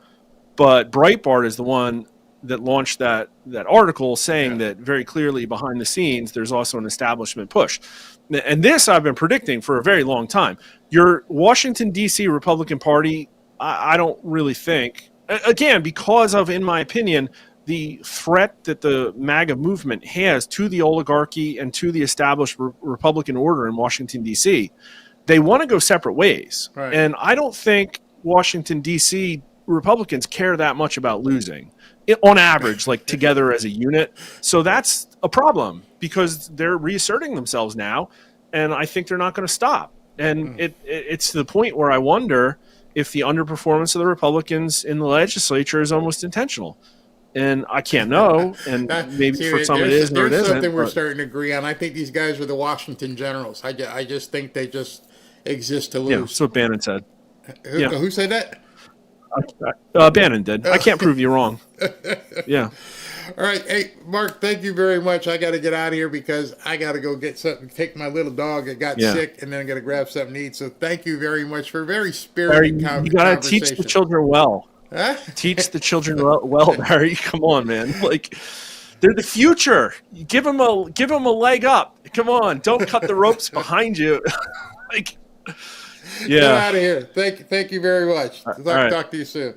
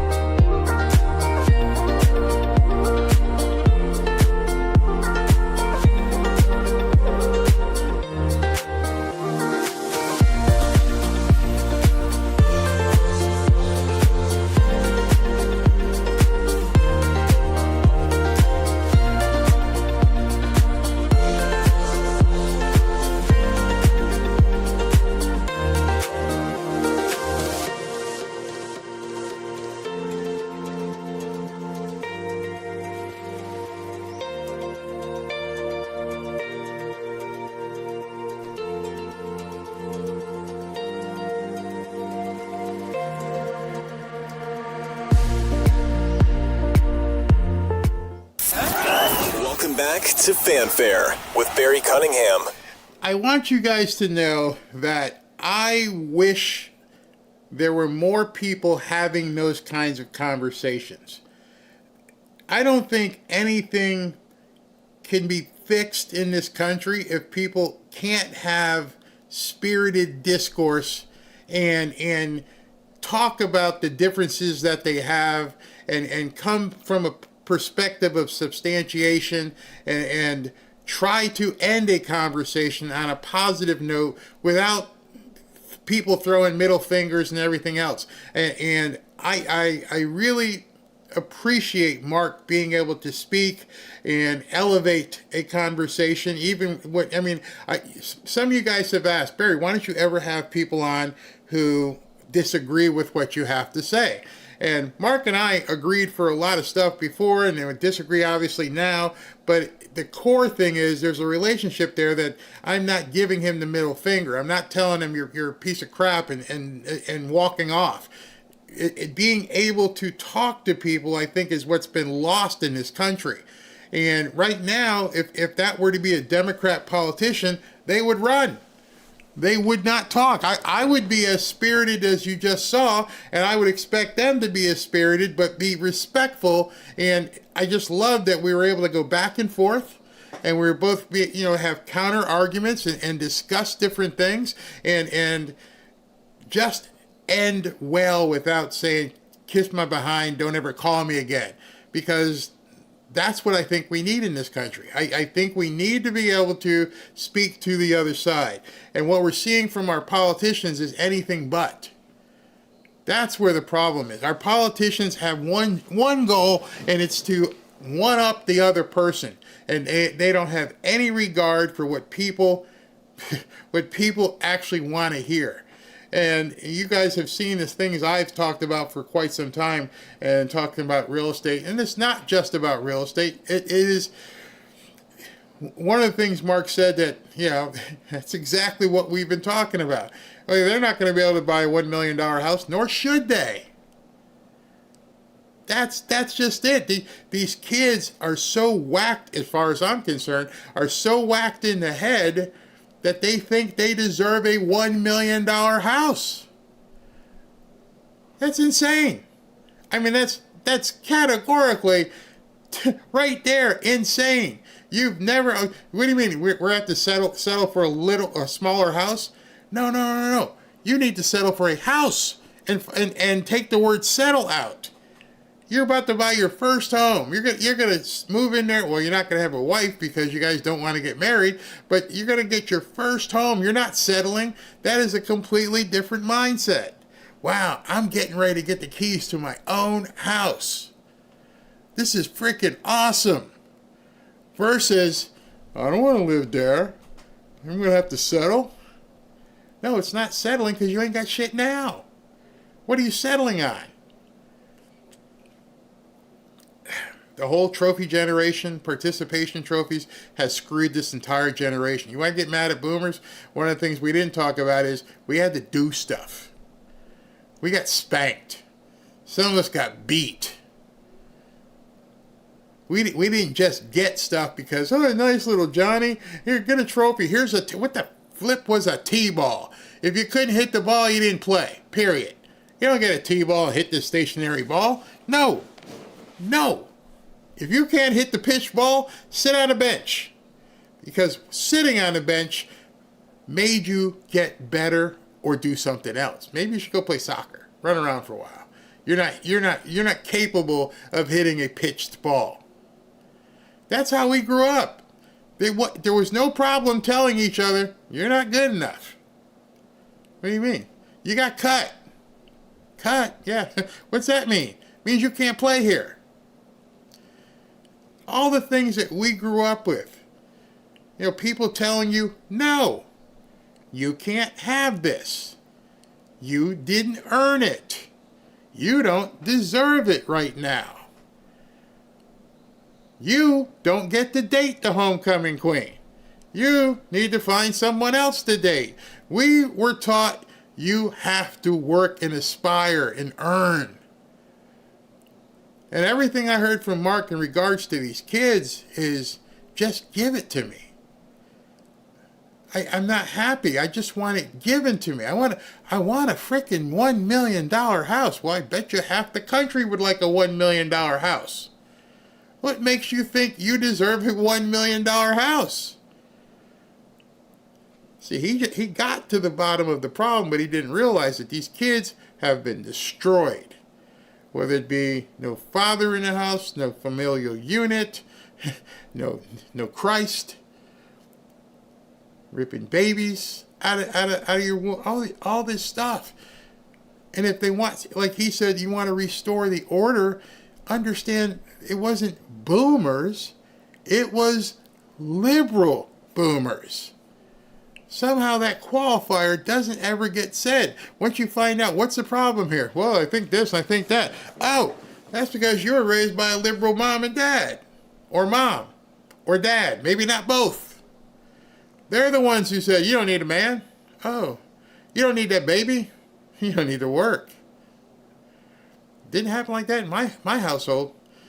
My father was in the Army. He blew reveille, basically. I'd come home from college, and I would hear, bah, bah, bah, bah. What? You realize it's 7 o'clock. Yeah? Get up. Tell me that I'm lying. Tell me you could go home from college and sleep all day. Not in my house.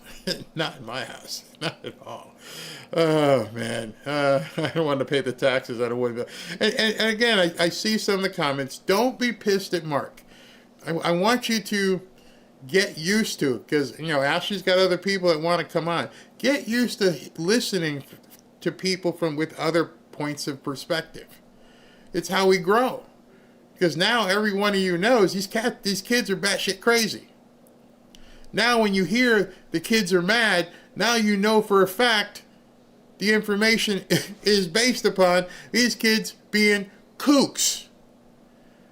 But they have a vote. And so we're going to have to find a way to appease kooks. Because that's where we are at this point.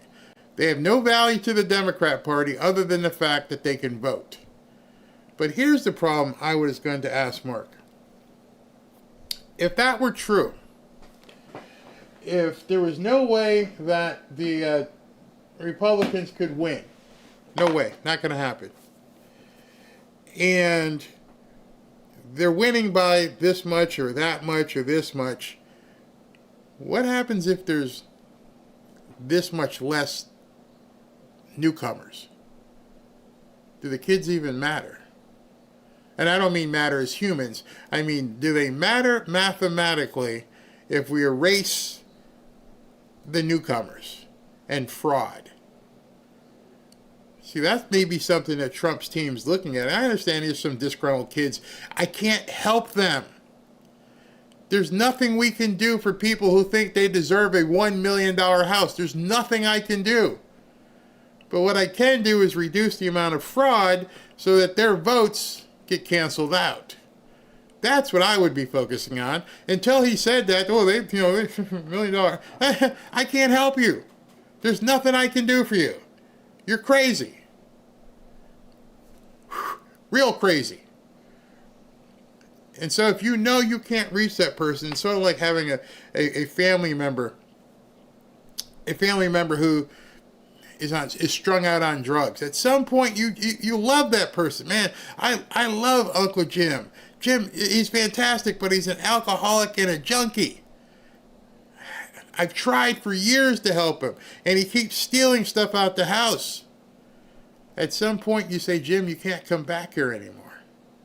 I can't help you. And I think we're getting to that point with these kids.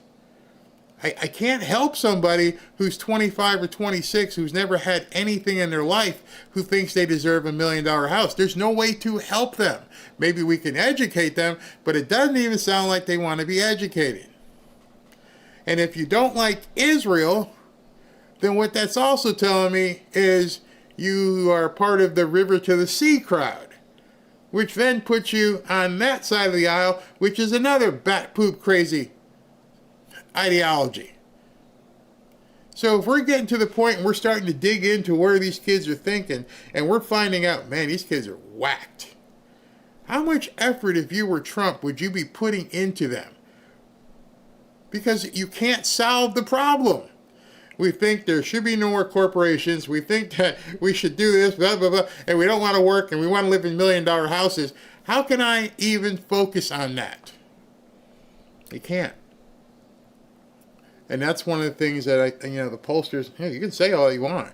One of the things you didn't say is what happens if there's 7 to 10% less illegals? Didn't hear that. Haven't heard that. Have not heard that. if all this deportation is happening and Charlotte's cleared out and Raleigh's cleared out and people don't want to come, they're gone. And then not believing that the unemployed... yeah, okay. All right. Alrighty. So, I can't believe we've been going for 4 hours. I don't know if I'm going to have time to do a night show. I got to get out of here and go take Midas to the doctor because he's threw up again. Robin says she just got home. So let me do super chats, and I thank you guys for being here and sitting through that. I hope you enjoyed it. What happened here? Did I just go down? I think I'm still connected. Yeah, I think I'm still connected, but for some reason, the YouTube page. I know there was some crazy stuff going on earlier with the screen names being changed and all that kind of stuff, but let me see if I can. Okay, I got it back. It's kind of disheartening when you hear kids are that screwed up, isn't it? When you think that, I feel like getting on a plane and going to hug my grandkids. Like, please don't turn out like that. I don't think Ashley's kids would ever get that point, but it makes you wonder. It's like, oh, this is bad. This is bad. I wouldn't want anyone to feel that they deserve $1 million house and they haven't done anything yet. All right, Game Crypt. Trump laying the political smackdown on Mondami's candy butt. I can't wait till tomorrow. Downstairs, we have the food, energy, men, and guns. George Rivera, Barry, I agree. By mid-26, the economy will be exploding, and no one will be chirping about domestic economic issues come the election. Yeah, no one. Notice they didn't mention what happens if the interest rates go. Oh, Cindy, drop the video of Epstein's homes. Let we the people see the truth. Dave the Patriot, win. You tired yet? Nope, not tired at all. Mary Kellums, did you see Governor Abbott looking at the Sharia law being used in Dallas? And he's signing a bill that Muslim Brotherhood and CARE are domestic terrorists. Whoa, no, I didn't see that. Dave the Parrot, Barry should snag a Trump interview. I'd love it. Closest we've gotten so far, we talked to Lara Trump. A Tinley about the press, not one. Nope, not one. They don't want to go there now. For the Bibles, thank you very much. Demon of Cybertron, Barry's giving red pills and suppository stuff. Oh boy. Uvelta, can he predict the election with all the cheating? Jennifer says they want everything free. Chiosop, Mark's polling is working from people's perception. You are working on reality and facts. Unfortunately, the populace isn't always educated. Correct. No Dems allowed. I understand you both. Barry knows how to buy houses. The polls show people under 40 do not. People are looking for free houses, and they're not finding one. So the poll that it's a bad housing market. And I firmly believe that certain people who are out there saying that it's a problem are causing more of a problem because they're reinforcing their false beliefs. If you're saying there's a problem that needs to be fixed, then you're acknowledging that their belief that there's a problem is true. You can't do that. Starfleet, Mark is a numbers guy who's not looking at the facts on a granular level. I'm a data analyst who knows data must be verified first before it can be visualized. Well said.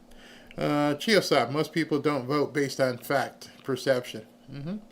Penny Quarter, young people want to start at the top, and there's no way that will happen under socialism. If that's what they care about and expect, they're in big trouble. And that's what I say.